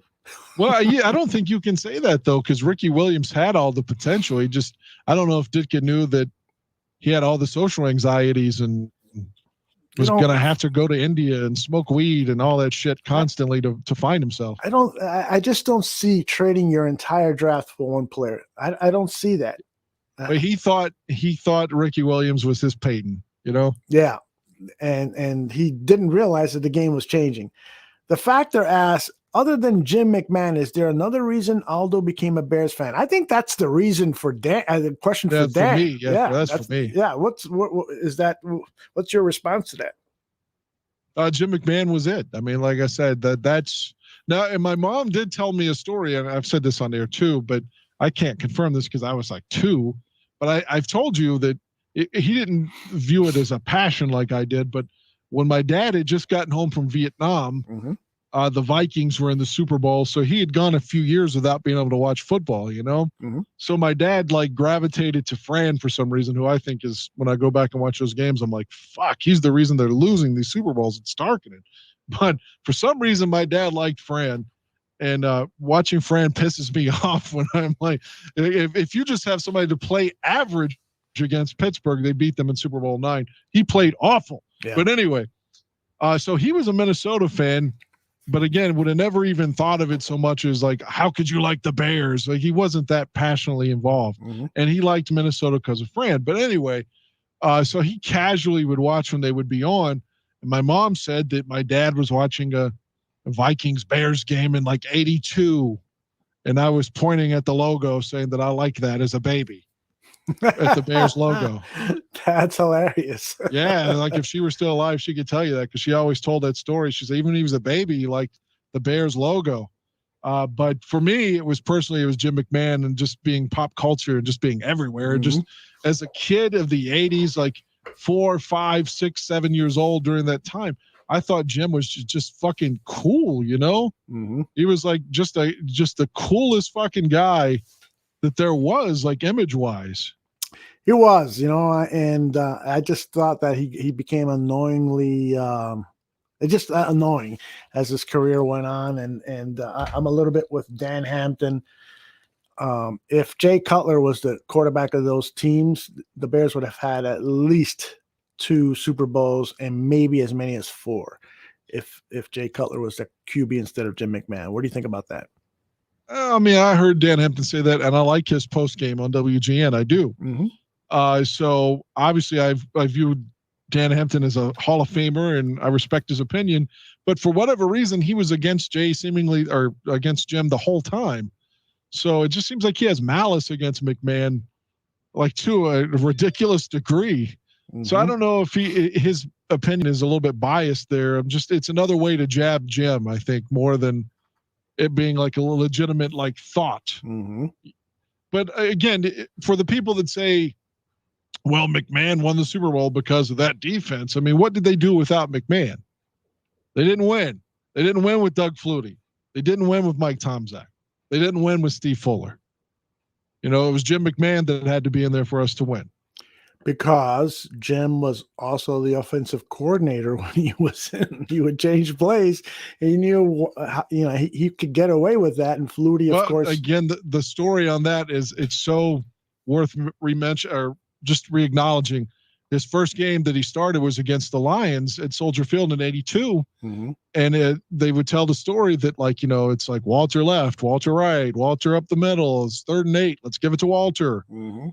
And the play was supposed to be going to Walter, and Jim's a scared rookie in there in his first game. And instead he gave it to Suey instead. And Matt got 6. And then the next time he was supposed to hand to Walter, he threw it to Suey and they got another first down. And he said, Walter pulled him aside and said, keep what you do. I like what you're doing. You know, you stick with that, you know, and obviously Walter wants to run the ball. Yeah. But he immediately saw him as being as a guy that understood what was happening. And, you know, hey, it's 3rd and 8. We're going to hand it to Walter. Well, why do we do that if the whole fucking team's waiting on that? Right. So, I mean, McMahon, even in his first game, is realizing, well, why do we have to do that if they're waiting on it? Let's try to get a first down. Let's do something differently. So I even from his first game, and Walter was the one who pointed him out and said, hey, what you're doing is, I like it. That is absolutely true. I remember reading news stories from the Chicago papers about McMahon calling those audibles and making those changes, and Walter approving of his style of play. And that was necessary because Ditka was so hard-headed. He was just running the same offense. And I remember Walter Payton at one point saying, yeah, you know, because he had like a 30 plus carries in one game, and they asked him, you know, reporter asked him, how much longer can you take that? He goes, not very long. Not long. Right. Poor guy. Because his head was ringing, you said. Yeah. Shit. Man, that's just scary. A lot of people in the chat room, based on what you said, are recalling why they became a Bears fan. PJ says that he became a Bears fan because of Butkus and Sayers. And PJ, you and I are a lot alike because I got the Butkus jersey behind me. I have a Sayers jersey somewhere upstairs. That one, unfortunately, is not autographed, but that's why I started following the Bears. 4,000 Clover says, first Bears game I ever saw was Super Bowl 20. I remember my dad told me, son, I have never seen a defense like this in my life. Meanwhile, I was like, what's a defense? Chubb says that he was born in Decatur, so being a Bears fan is in his blood. Mule says, remember when Vince Evans was hospitalized? I heard a rumor as to why. I had not heard that rumor, Mule, so share that with me. Do you know much about Vince Evans, Dan? Yeah, I mean, first off, Vince was still in the league when I was watching football. Okay. I guess after the Bears, he'd gone to the USFL for a bit and maybe Canada. Right. And then he showed up and got some playing time with the Raiders. Correct. Off and on. So I knew Vince Evans. I knew that he was a former Bear. And then in retrospect, I've gone back and watched a lot of Vince's playing days with the Bears because they are readily available, those games. You can get them. Mm-hmm. Conversely, I feel like I'm so saddened by the fact that I'll never get to see Sayers or Butkus because it's damn near impossible to get. None of the Super Bowls are one thing. You can get most of the Super Bowls and some playoff games, but for the most part, games before regular season games before 1977 are very scarce. Now, I don't know why that is, but being a guy that's been buying games since 98, 9, somewhere through when eBay first came around, I'm like, well, fuck, I'm going to go. Yeah, I spent so much money buying those old games. And then, I would end up finding private people to buy them off of when eBay started, the NFL was cracking down on them because it was the Wild Wild West at first. There's fuck copyright infringement. We're selling whatever we want on there. And a couple of years like that. So I took full advantage of it. But the point is those regular season games for Butkus and Sayers from 65 to the early 70s, they don't exist. And I'll never be able to see them. I'll never be able to see Jim Brown. And I would love to sit down and watch, like a regular season game of Jim Brown or Gale Sayers. But, all we've got is NFL films of it, not the actual network broadcast. And, of course, NFL films, as you and I have talked about many times, they don't really care about the legacy anymore since Steve Sable died. I had a very close friend of mine who was a Browns fan. He was older than me, and so this was years ago. I bought him a VHS copy of Browns highlights from the Jim Brown era. And on the NFL Films box, it said, the material in this video was acquired or shot during a time where NFL Films did not have the standards that we do now. And so basically what they were telling you is, the camera is way up above. There's no slow motion replays with beautiful music or any of that stuff. And it's a shame. It's a shame. I've said this before. Even, you look at Michael Jordan's games and they're not on high definition. And that's just the 1990s. So it's so sad. I've said this many times. I would love to go back and see, like for me, like I started seeing Jordan like when Doug Collins was coach, probably around 87, 88. Yep. So like, if you were like going to show me some games of Jordan when Chicago's written in cursive on the jersey, like his rookie year, I would want to watch those all day. Man, like I would buy them now, like even on VHS, like I would love to watch these old games, but it's like, and nobody else gives a shit. Yeah. I had all those fucking games recorded. Oh well. 4,000 Clovers asked. Well, hold on. Let's not let that go. What do you mean you had all these games recorded? I had almost every Bulls game from the Jordan era recorded on VHS tape. In the 80s. In the 80s, correct. Okay, so what happened to those tapes? I threw them all away. What the fuck? Because I thought, you threw them away. I thought this stuff will be easily available on DVD, and DVD is much better quality, so I got rid of them. You really got rid of them, or you just mean they're like in the attic? No, I threw them in the garbage can. Oh my God. Yeah. That's like saying, I can't even come with an apt analogy. It's like saying no if some hot chick says, please put your dick in me. It's like saying no. I think that's the perfect analogy. Well, I'll just use my wedding, for example. It cost $25,000 on a fucking beach, which even at the time I thought was excessive because it was all for my wife, Yeah, right. But it's like you throw that 25 grand at a wedding, and then you end up divorced, in less than a decade. Mm-hmm. Look at all that money you wasted. Fucking A. You just fucking wasted. That's the best analogy I could come up with because I was going to say, well, fuck, when I come, you should let me take those tapes and put them to DVD for you. And yeah. No, I don't have any of them. You literally don't have any of them? I'm 99% sure. I'm sure if I look around, I might find one VHS tape somewhere. But yeah, I got rid of them all. It was boxes and boxes. I mean, we're talking hundreds of tapes. So yeah, that's the way I taped the Rockets games. I still have them. Wow. Mainly from the early Steve Francis years. I recorded all 82 games of the past then, because I didn't get the NBA League Pass until the year that Pippen had joined the Rockets. So I've got all of those games. Chubb says Dan would let you peg him for those tapes. Well, I mean, I don't want to go that far. But neither do I. Yeah, I would, and I'm not even a Bulls fan, and I would love to see some early Michael that I didn't see. Yeah. You know what I mean? I'm sure that they weren't winning as much. I know the second year he hurt his foot, and I know the story about all of them, but I just didn't see any of those games. I mean, him being that young, just the athleticism and the rawness that would come with his dunks, it would just be amazing to watch. It really was. I mean, yeah, the greedy Michael, and Michael was always a ball hog, but back then, before they started winning championships, I mean, there could be a fucking open guy all the way down court, and he could easily have lobbed it past for the guy to get an easy dunk. He wouldn't do it. He'd fucking dribble it because he'd be afraid the guy would miss the shot. He had no. Do you remember Stratomatic? Oh yeah, sure. The Stratomatic board games. Yeah, I swear to God, this is true. I didn't. This is before, my brother-in-law, who hates me now because he's a Trump person. Mm-hmm. And hates the fact that I didn't vote for Trump.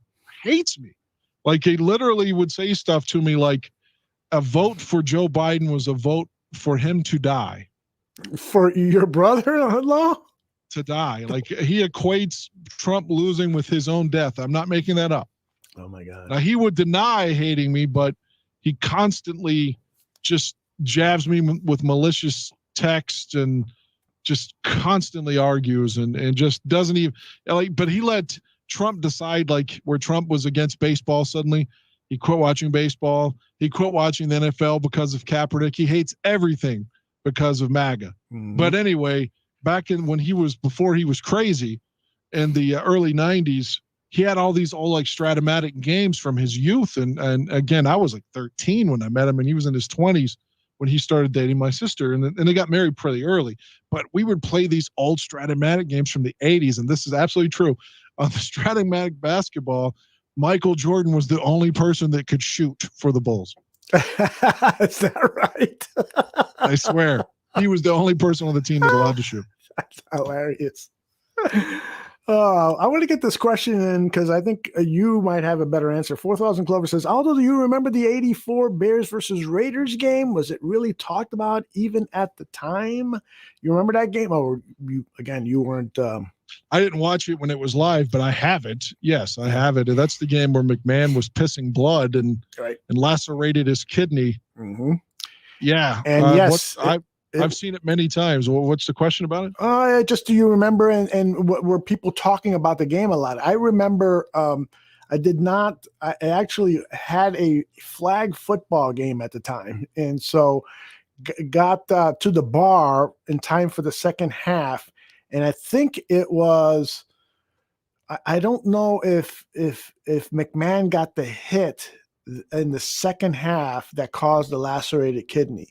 But I think it was before the half, and they tried to play again in the second half, and then they just said, "You're pissing blood, man. Get the fuck out of here." Okay, that makes sense. And so I remember just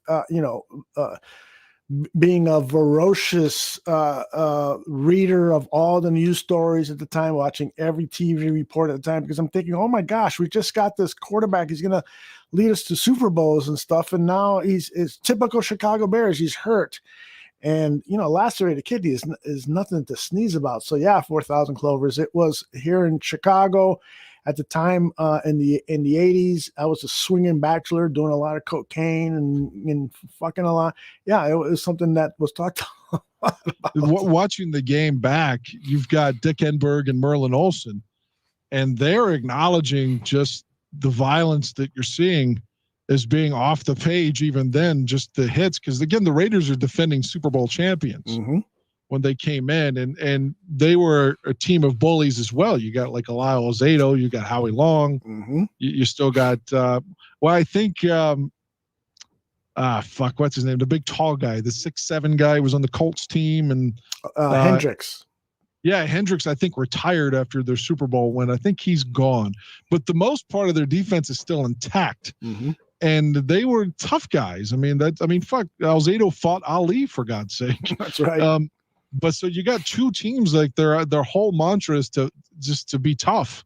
Two alpha male kind of teams. But it was so bad that because Plunkett was hurt coming into the game. So the Bears hurt Mark Wilson.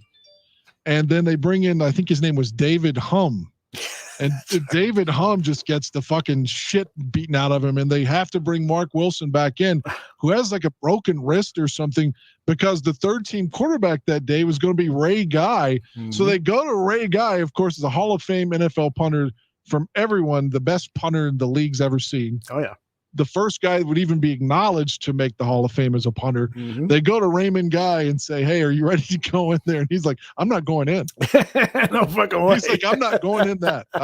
He refused on the sidelines to go into the game. So Mark Wilson, who's already hurt and has like a broken wrist or something, has to go back in the game. Yes. And is still being punished when he shouldn't even be in the game. This is great. Because they didn't have anybody. This is great. This is all bringing back memories. Excellent. Yes. Yeah, Ray Guy was not only the best punter, but he was also the smartest man. He's like, "I'm not going in there. Nope, I'm not going in there." That is good. Great question from the factory. He says he asked both of us, have you ever cried because of a sports game or season? Yeah, I always cry when it's something positive. Like, I know you cried when Parkey missed. Yep. I didn't cry. I guess I'd rarely cry whenever there's something negative. I usually cry like a Dick Vermeil, Jim Valvano kind of thing, when it's something positive.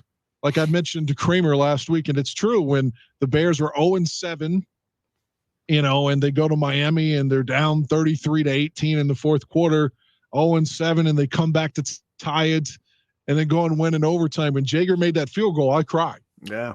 I don't know, just being 0-7 and finally winning a game, man. I did cry. Yeah. I did.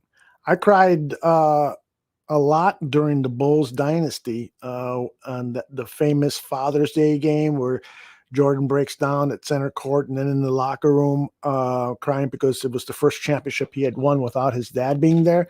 I cried almost as much as he did. I cried in the first NBA championship, just so happy that the Bulls finally won a championship and happy for Michael and Scotty and the guys. I cried. I've cried a lot of times during big victories and great moments. Just get, either a good ball or just get, a little teary eyed. That's how much sports means to me. It's the drama. I cried when we went to the Super Bowl. Yeah. Against the Saints, when it was obvious, when Thomas Jones broke contain and it went the opposite way. Like the play was supposed to go right and he went completely to the left because he was going to be bottled up, and he got outside and then scored. When Thomas Jones scored and it was like 2 minutes to go or whatever, and it was obvious that the Bears were going to the Super Bowl. And I felt like at that time, man, this is our first championship game since '88. I was 8 years old, and I cared at 8 too. So it's not like I'm an 8-year-old who doesn't know what's going on. Now, I don't know as much as I do now, but I cared. And here I am at 26. I've waited 18 years to be back in the championship game, and we're going. We're gonna win. And the crowd is the snow and the crowd and yeah. So I was definitely crying when we were going to the Super Bowl. I didn't even care who we played because the Colts and Patriots played afterwards. I was like, well, I hate Manning and Brady both. So, I don't give a shit, man. The second game, the Patriots were like up big and Indianapolis came back to win. But I didn't even care. I just was like so in the zone for us actually going to the Super Bowl that it didn't matter who we played. I just didn't care. I just thought, well, let's just go win it. I don't give a fuck who we play. But that's the kind of zone I was in. Like the AFC Championship didn't even matter because I was just in awe that we were going to Miami. You know? Yeah, absolutely. Chubbs thinks I should get my estrogen checked because I cry so much. There was a good one here. Oh, Gary, just another good one. There's a lot of good ones. Gary asks, am I Dan or Aldo when I say I cried when they let Leonard go? I think that's an obvious one. That's a gimme. Right. You ever cried, Dan, when a player has left the team? Yeah, again, I was a kid, but when McMahon got traded to San Diego, I heard it on the FM radio in the car with my mom and dad that day when it had just happened. It was real late in the preseason, and I cried, but I was 8, you know. Yeah. So I mean, I was a kid, but I cried. Well, Hugh Evans says that he cried when Brian Robinson blocked the kick in the famous Walter Payton game.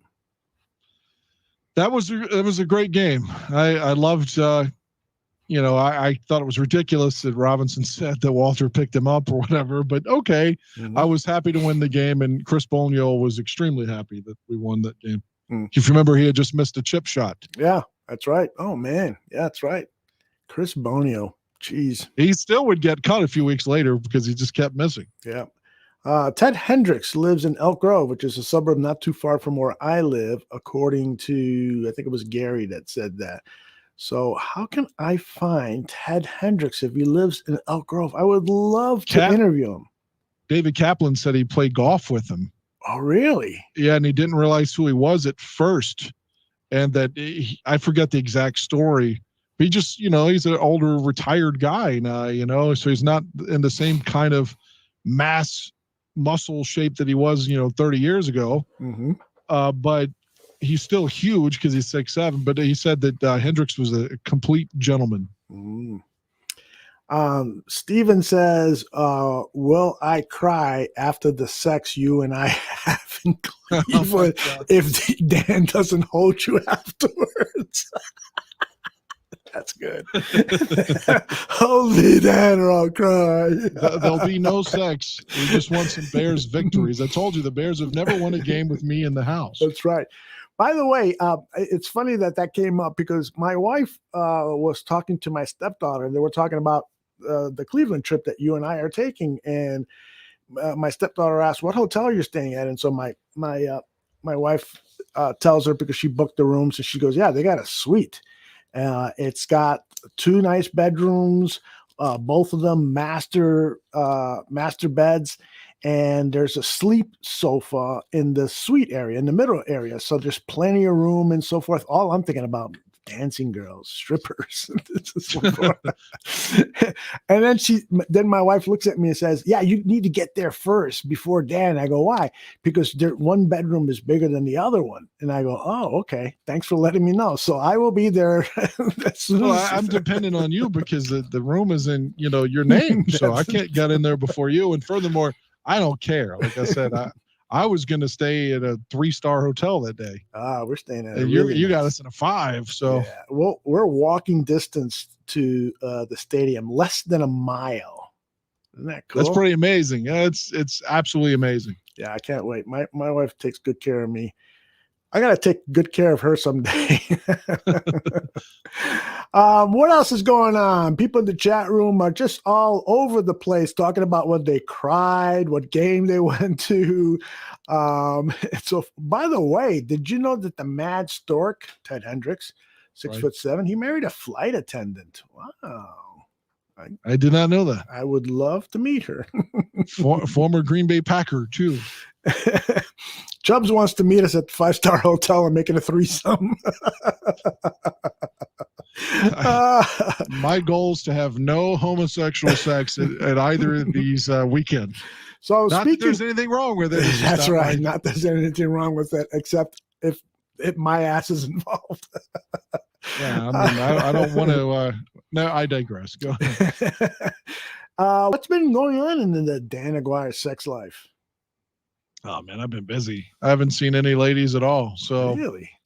yeah, I worked 70 hours last week. So yeah, it's all I've done. And now I'm hoping that later today, or tomorrow, but technically it's my same work day today, this morning, that I don't get sick from the third COVID shot.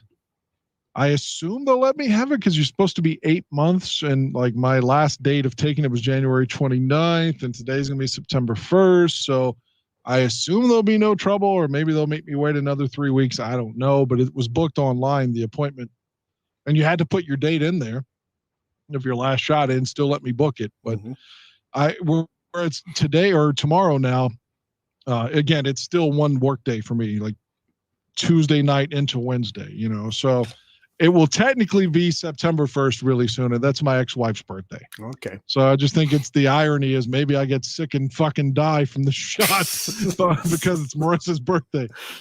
No, that won't happen. People want to know in the chat room, what's the latest with Brandy? Brandy was watching us earlier. I don't know if she still is. So people were speculating that she may have dumped you. We're not committed, but no, we're fine. Like Brandy and I are fine.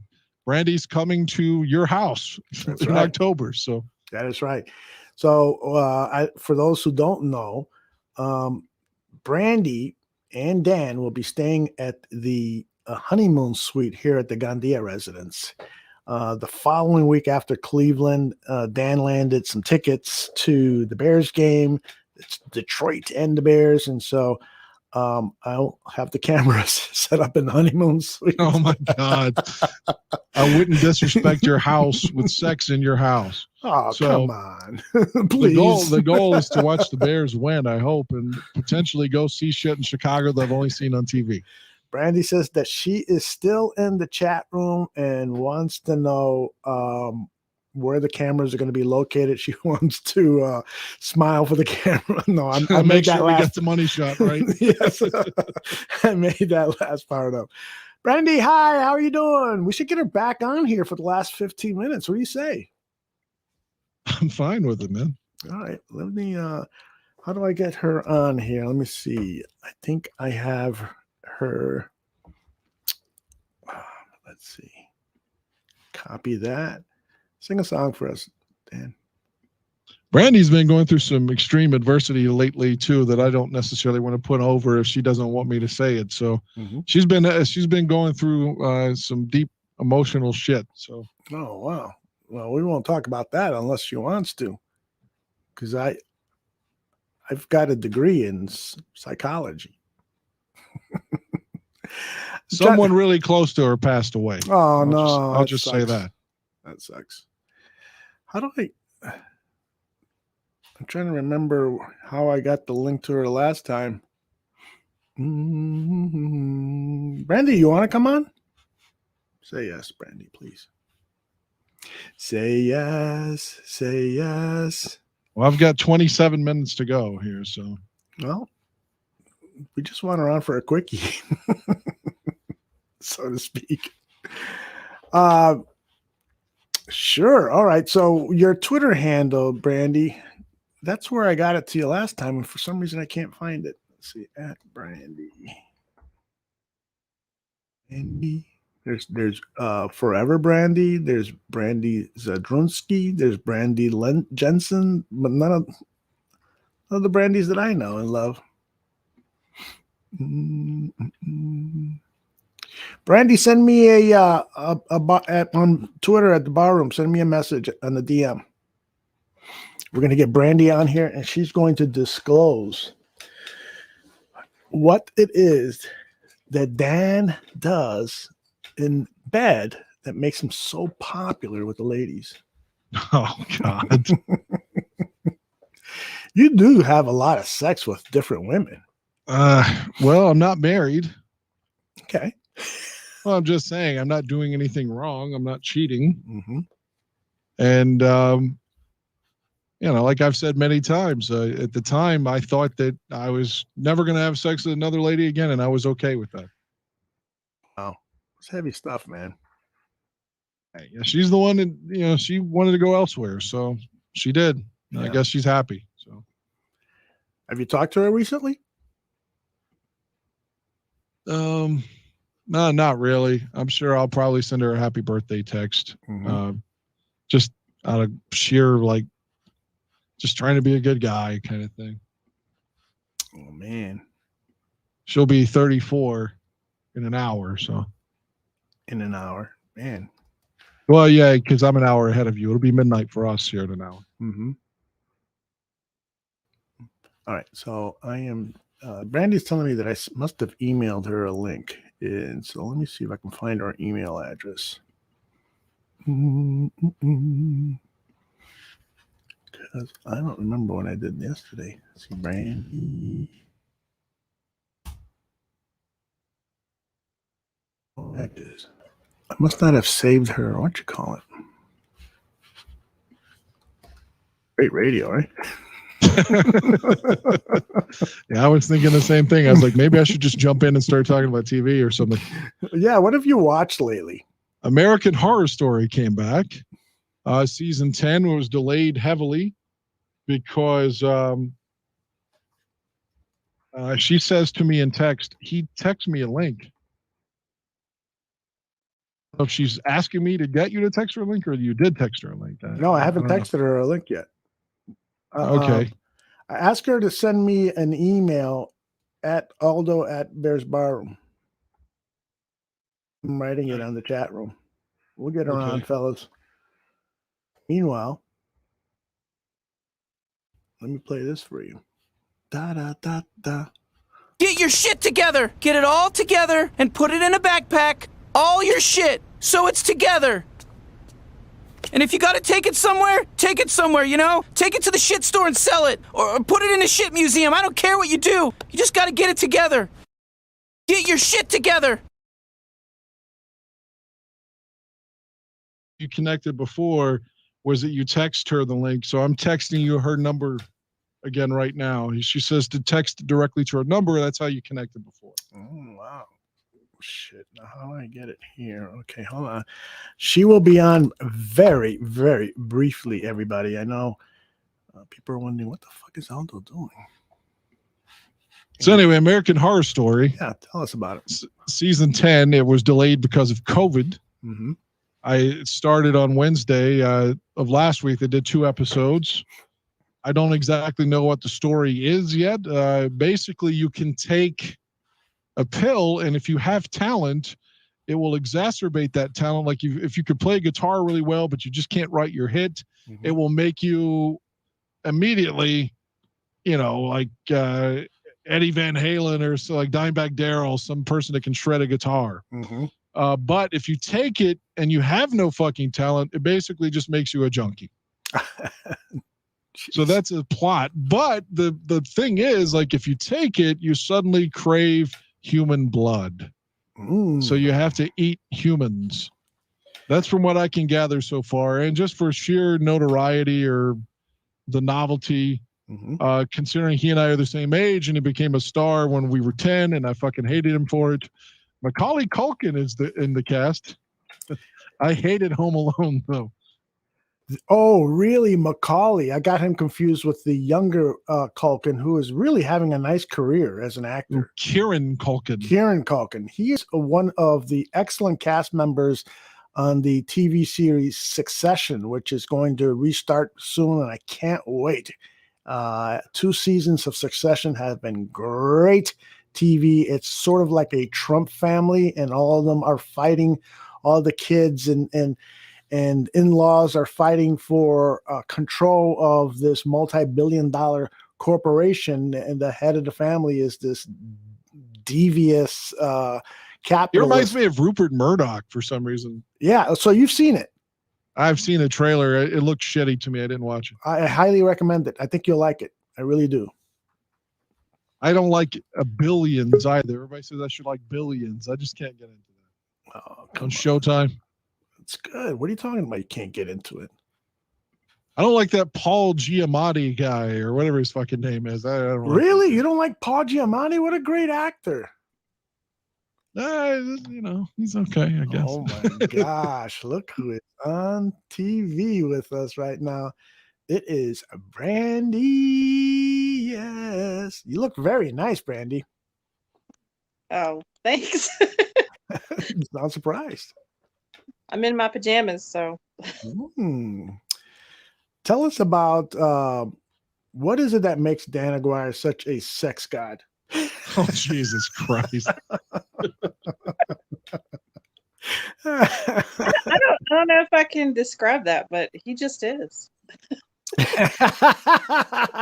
See, I wasn't making that up. I think honestly, if I'm going to brag on myself, just from talking to women, in my life, whether I fuck them or not, I feel like one of the discernible factors about me versus a lot of people is it just seems like so many other guys don't give a shit if the girl comes or not. Mm-hmm. So, like, if you put forth that concerted effort to make sure that they get theirs, I mean, it just seems like the rest of everything else is cake. Can you vouch for him trying to do that, Brandy? Oh yeah, he always does his best. What's his batting average? Oh, he's batting 1,000. So yeah. Oh, that's very kind, but I would say that I'll compare myself to a former Major League Baseball player, Rob Deere.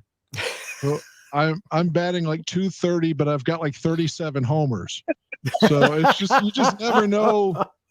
Like I'm inconsistent. You know what I mean? Like I remember we went to her birthday weekend. We went to that garbage Alanis Morissette thing, the concert. The night before, I was so tired. Mm-hmm. I just had no oomph with my fucking dick at all. Like I just had nothing there. Thankfully, she still came unless she faked it. But either way, I felt like I did the absolute minimum. I just did not have it, but I got through it. And then the next night, I felt like, well, fuck, I can be a star tonight. So just at 40, it's the way it kind of is. You just never know what player's going to show up. You want to comment on that, Brandy? Well, I was gonna comment on that weekend too, because the first night I got up there, he was really, really tired, and we were just gonna go to sleep. But he made sure things happened, so that was very considerate.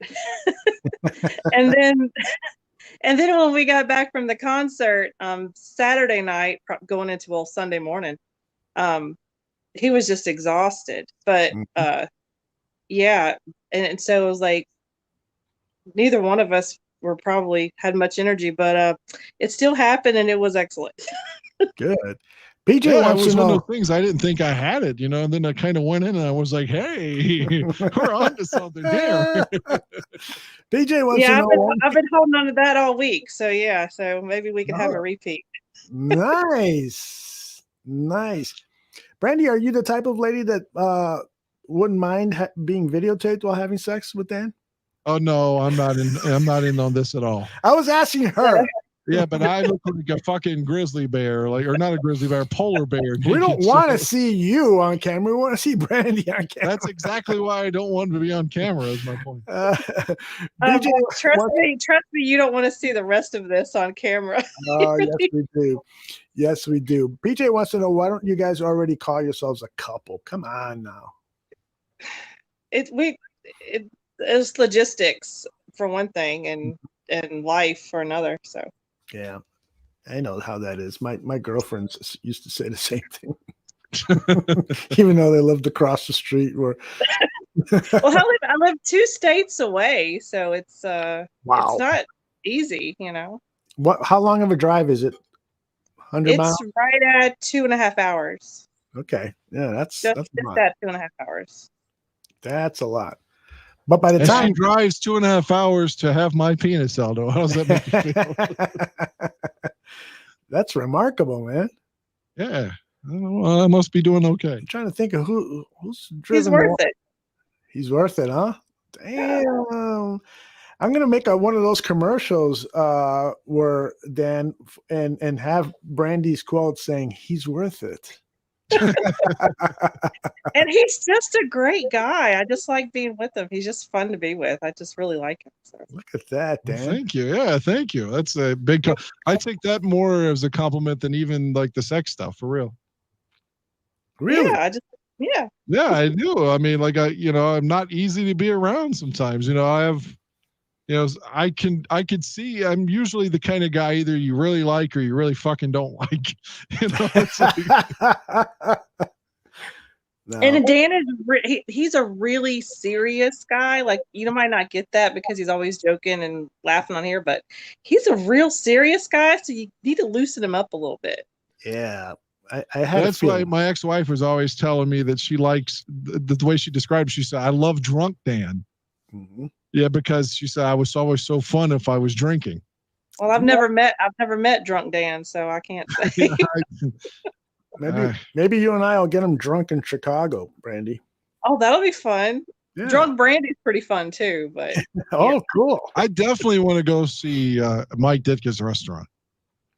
Yeah, I think the one in Oak Brook is still open. The one in the city, I've been told, is closed. So how could the one in Chicago be closed? That's the one that should be open forever. Yeah, I think it had the pandemic really did them in, and so. But yeah, you're right. But the one in Oak Brook, how far away is the one you were just talking about that's still open? From where I live, it's about a 30-minute drive, even less than that. So it's doable still. Oh yeah, absolutely. We'll definitely go. Do they have like his memorabilia and things like that in there? Tons of stuff. I good. definitely want to see that, man. You guys will enjoy it, and you guys will enjoy the food as well. It's too bad the Cubs wouldn't still be playing. I'd like to see Wrigley. Look at PJ. He's already trying to get you guys married. For fuck's sake, man. Come on, now pump the brakes. He says in a year, both of you guys will be married. PJ, let's pump the fucking brakes. There's no disrespect to Brandy at all. I wouldn't pump the brakes. Go for it, man. Brandy, would you like to get married? Yeah, I would like to get married again one day. Yes. Have some kids? I'm too old. My kids are grown. 47. I'm 47. Doesn't matter. This is a new America. My daughter's going to be 24 on Friday. No, I'm done. I'm done. Really? That's another reason me and Dan, he wants kids and I'm 47. Well, so. I'm not necessarily dead set on wanting children, but that's the one thing I guess that I am weary or reticent of just slamming the door shut, because I feel like I'm at the cusp of if I do that, then I'm definitely never going to be a dad, But at this point, I kind of feel like I'm not going to be anyway. It just didn't happen when I was married, so that was probably my time. And I don't want to just like knock some random woman up, just to be a dad. And I definitely don't want to be a child support dad. Like, you see your kid once every 3 weeks and here's the check. I don't want to be that guy. But it's complicated, it's fuck, man, whatever. That's the cool thing about Brandy is I don't have to, just revel in all that shit. We just have a good time together. That's good. Where's my voice? That's good. I tried to say. You sound like Brando on The Godfather.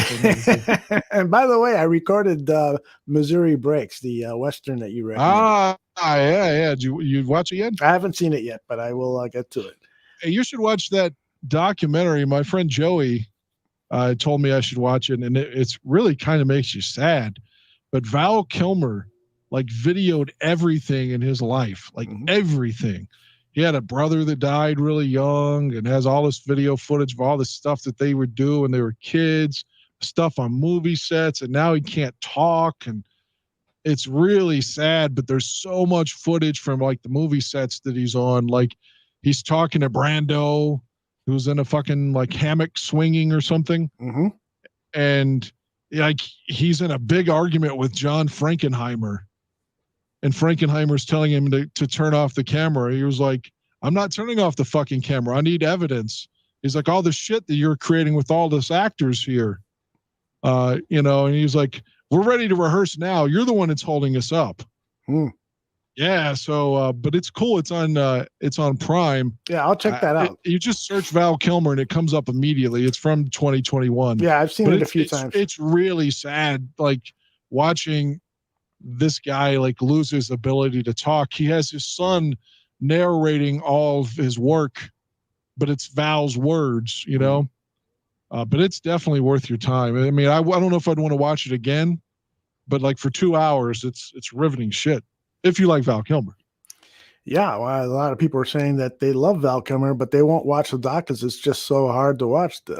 Poor dude. I didn't know he was in such bad shape. I really didn't. Well, he says like because he does talk on it, and but you have to have subtitles for it.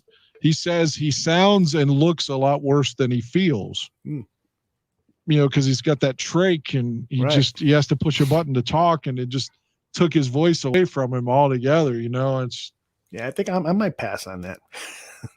But just seeing all the old footage from the 80s and stuff is really cool, like on movie sets and things. Yeah, I love like the the behind stuff the with scenes him and stuff. Brando, like is why I brought this up. Yeah.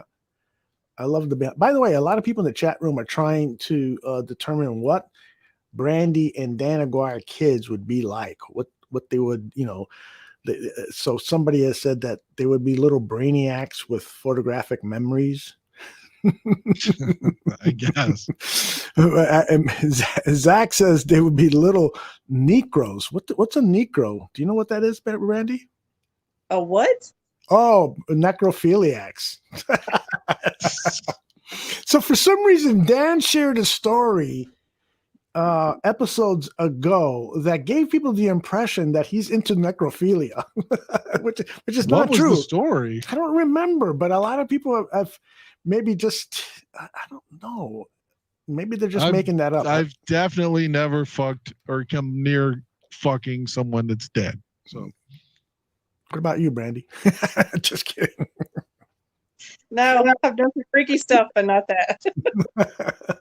Yeah, I don't think I would fuck anybody dead. So No? I don't think I don't know what I could have said to make people think that I would. I don't know. So just some of the things you've said. And have you seen some of these episodes, Brandy, where Dan has recalled some of his past sexual accomplishments? I haven't gone back and watched, but I might. I'm curious now. Yeah, I'm curious. Maybe what I should do is I should edit all those segments together and put out a special. I bet you it'll be one of our highest rated shows. I would watch that.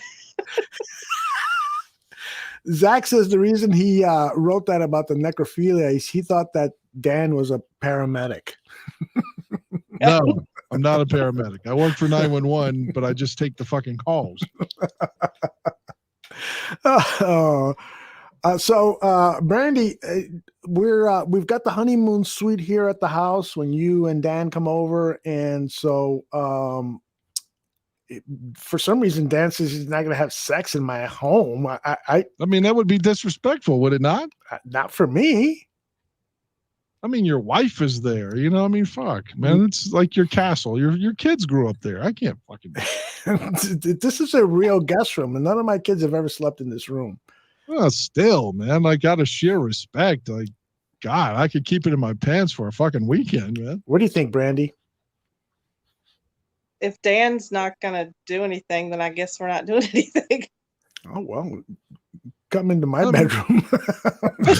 I mean, wouldn't that be disrespectful, though? I'll ask my wife and see how she feels about it. Maybe my wife. I think it would be. I don't know. It's kind of a, slippery slope. So what are we talking about here? What exactly is slippery? It's somebody else's house. It's kind of weird. So I don't know. Well, I can arrange it that the entire family will leave the house, and that way you guys can have sex anywhere, any room in the house. Oh my God, that's hilarious. Brandy, do you like movies and TV, right? Have you seen anything that you'd like to share with people and tell people you need to watch this or stay away from it? I'm not much of a. I mean, I watch some things, but I'm not a big movie buff, so I can't say. No, I'm sorry. PJ says that the reason you guys won't have sex in my home is because you know that I'll be creeping down the hallway. PJ knows me really well. We grew up in the same era. I guess that's why. Oh gosh. Will we be sleeping in the same bed that Phil slept in? Actually, yes.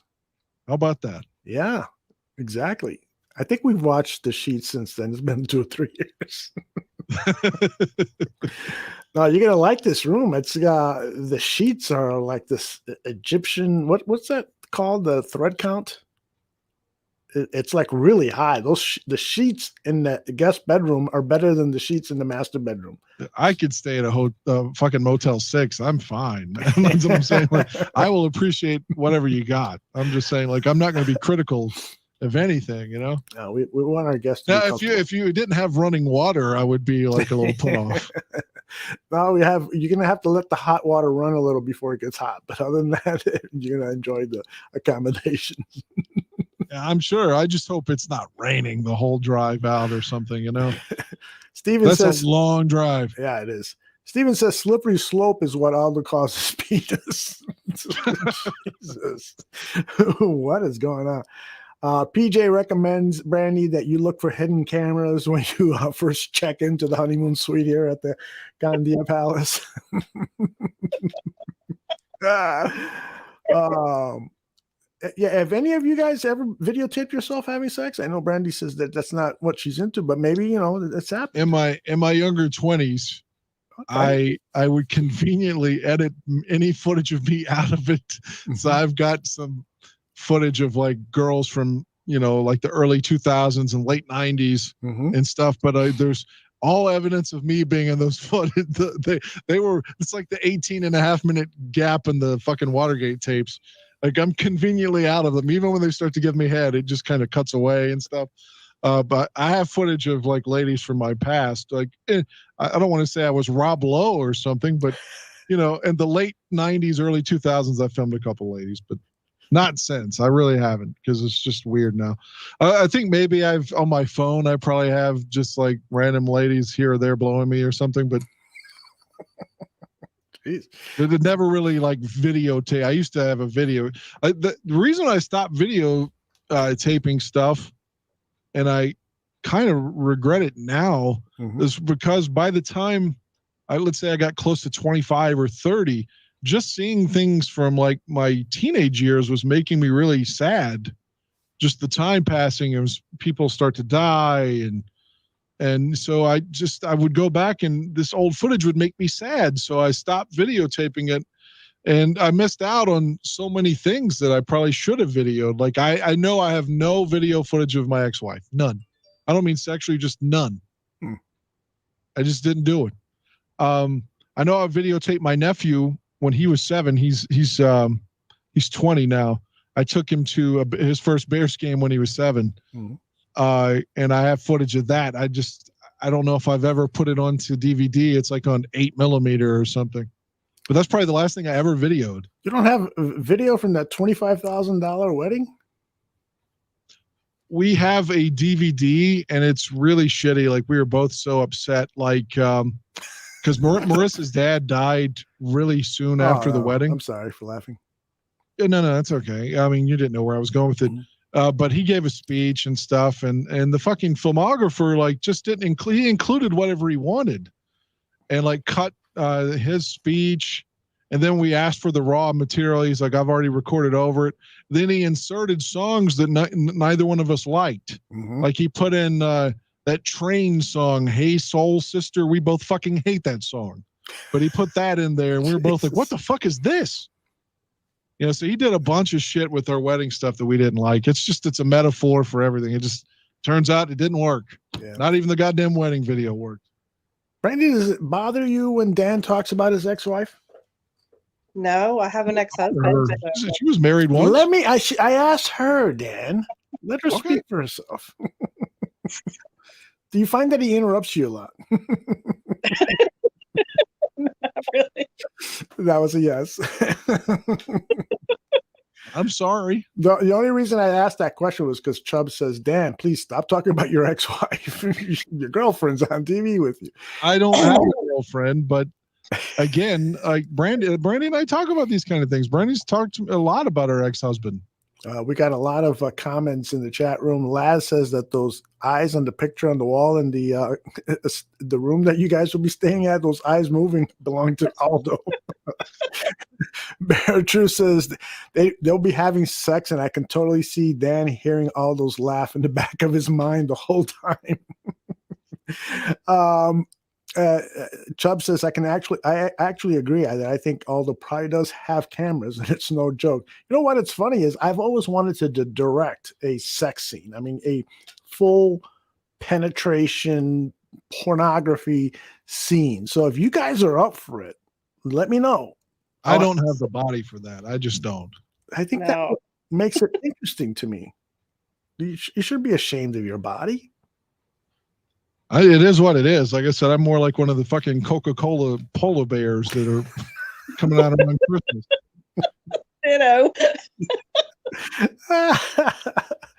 We've got people in the chat room volunteering to be production assistants on that production. All right, it is time for Dan to go to work. It is time now for Brandy and I to close the show. So, Dan, after you leave, Brandy and I are going to continue to talk, okay? That's fine. That's very well. I was going to tell you before I go, I got a box of Blu-rays today of films I've never seen, but I don't know if you're a horror movie guy, so I don't know if you've seen any of them either. Just movies that for some reason I never got around to. And I bought them today, like I said, on Blu-ray. Well, I bought them about a week ago. They finally arrived today. The Salem's Lot from 79 or Good 78, movie. whatever. Pretty good movie. I never watched it. I saw it on TBS a lot as a kid. I was like, oh, fuck this, you know. The sequel, A Return to Salem's Lot. I got, there's a trilogy. I assume this will be really bad, but I got it anyway. It's Alive.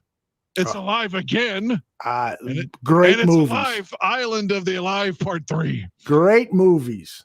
Really? Yeah. Okay. If you like schlocky horror movies, there's an excellent documentary on the movie maker who made those movies. It's Alive. I mean, he's become a kind of a cult legend, as a cult legend status. I'll try to find the name of that doc because it would be cool for you to watch the documentary before watching those It's Alive movies. It'll be fun for you.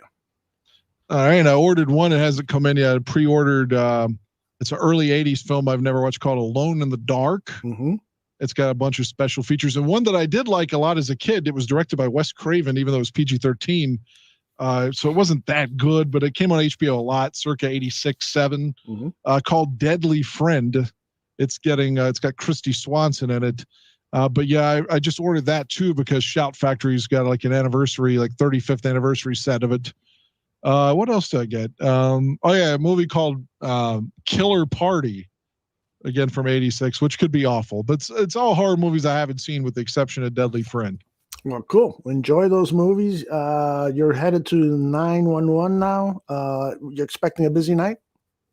Probably. It's going to be the first, man. So that means domestics, drug overdoses, you know, those kind of things. People are getting their drug money today. Yeah. Hang in there, man. I know that can be taxing on somebody with listening to all that depressed stuff. Well, you all have fun. I'm gonna go, I guess. All right. Yeah, get out of here. I'm gonna hit on Brandy now. Good night. I'll text you later. No, Brandy, stay, Brandy. Okay, I'll stay. Okay, bye, Dan. Oh, he's gone.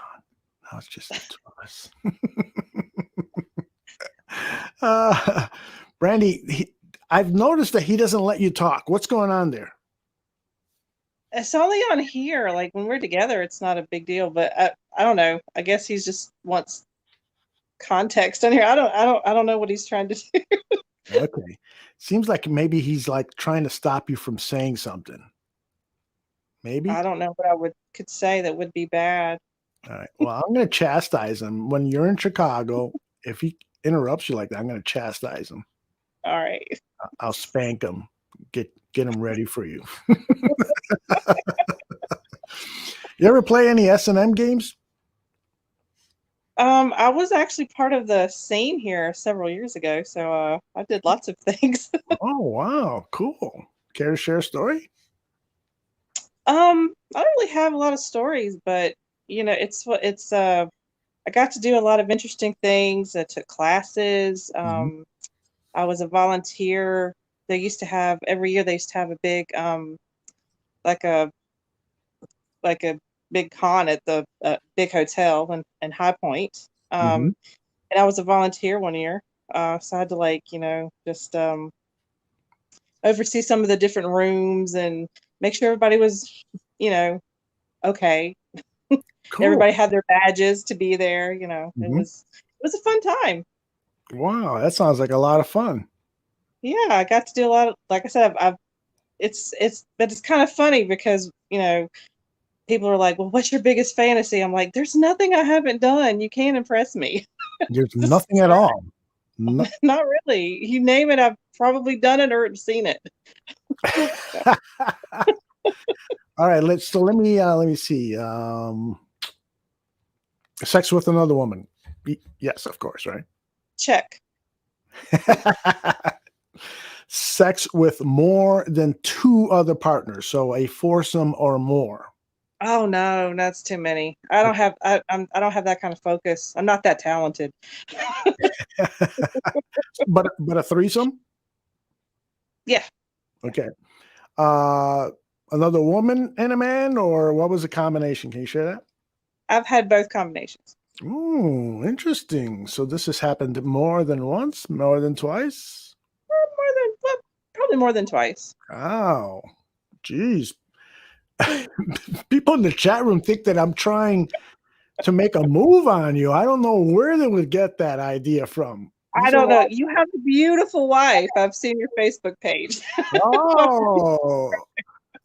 Did I tell you that she's leaving me? Right. After she hears this interview, she will. Well, you're a delight. I can't wait to meet you in person. It is 4 weeks from now, right? Yeah, I'm excited. Like, I can't even describe it. Well, and I got to tell you, if you guys are not going to have sex in my home, I hope that you have sex in the car on the way. And that you take pictures, of course. I'm a very visual person. I don't think there's going to be any pictures out there. Thank you for putting up with our nonsense here. Brandy, you're more than welcome to come on next week's show and just give us updates on what's going on with Brandy's life. We should do a segment on the show called Brandy's Bulletin Board or something like that. Okay. That'd be fun. There's not much happening. All right. I want to thank everybody for tuning in to Dan and Aldo and Brandy Bare Their Souls. We will be here next week, same time, same station. And don't forget all of our other great programming that we have. What's tomorrow? Wednesday? We got the bar down hockey. You like hockey, Brandy? I don't mind watching hockey. It's kind of exciting. Yeah, man. It's too bad that the Blackhawks are not playing because one of the great sporting events in Chicago is going to a Blackhawks game, and I would say in the entire country, because they have such a sensational open to the game with the music and the light show, and the fans, are cheering during the national anthem. It's just so great. And so even if you don't like hockey, I dare you not to enjoy going to a Blackhawks game at the very least for, a good portion of it. So maybe we'll get you down here during the winter months and grab some tickets to a hockey game. And if you want to leave Dan behind, we can do that. So next show is the Bar Down, and we've got some other tons of Bear stuff coming up. So make sure you let your friends know that not only do we have Bears content, Blackhawks content, but we also have Brandy content too. Brandy, say good night to all your friends. Good night.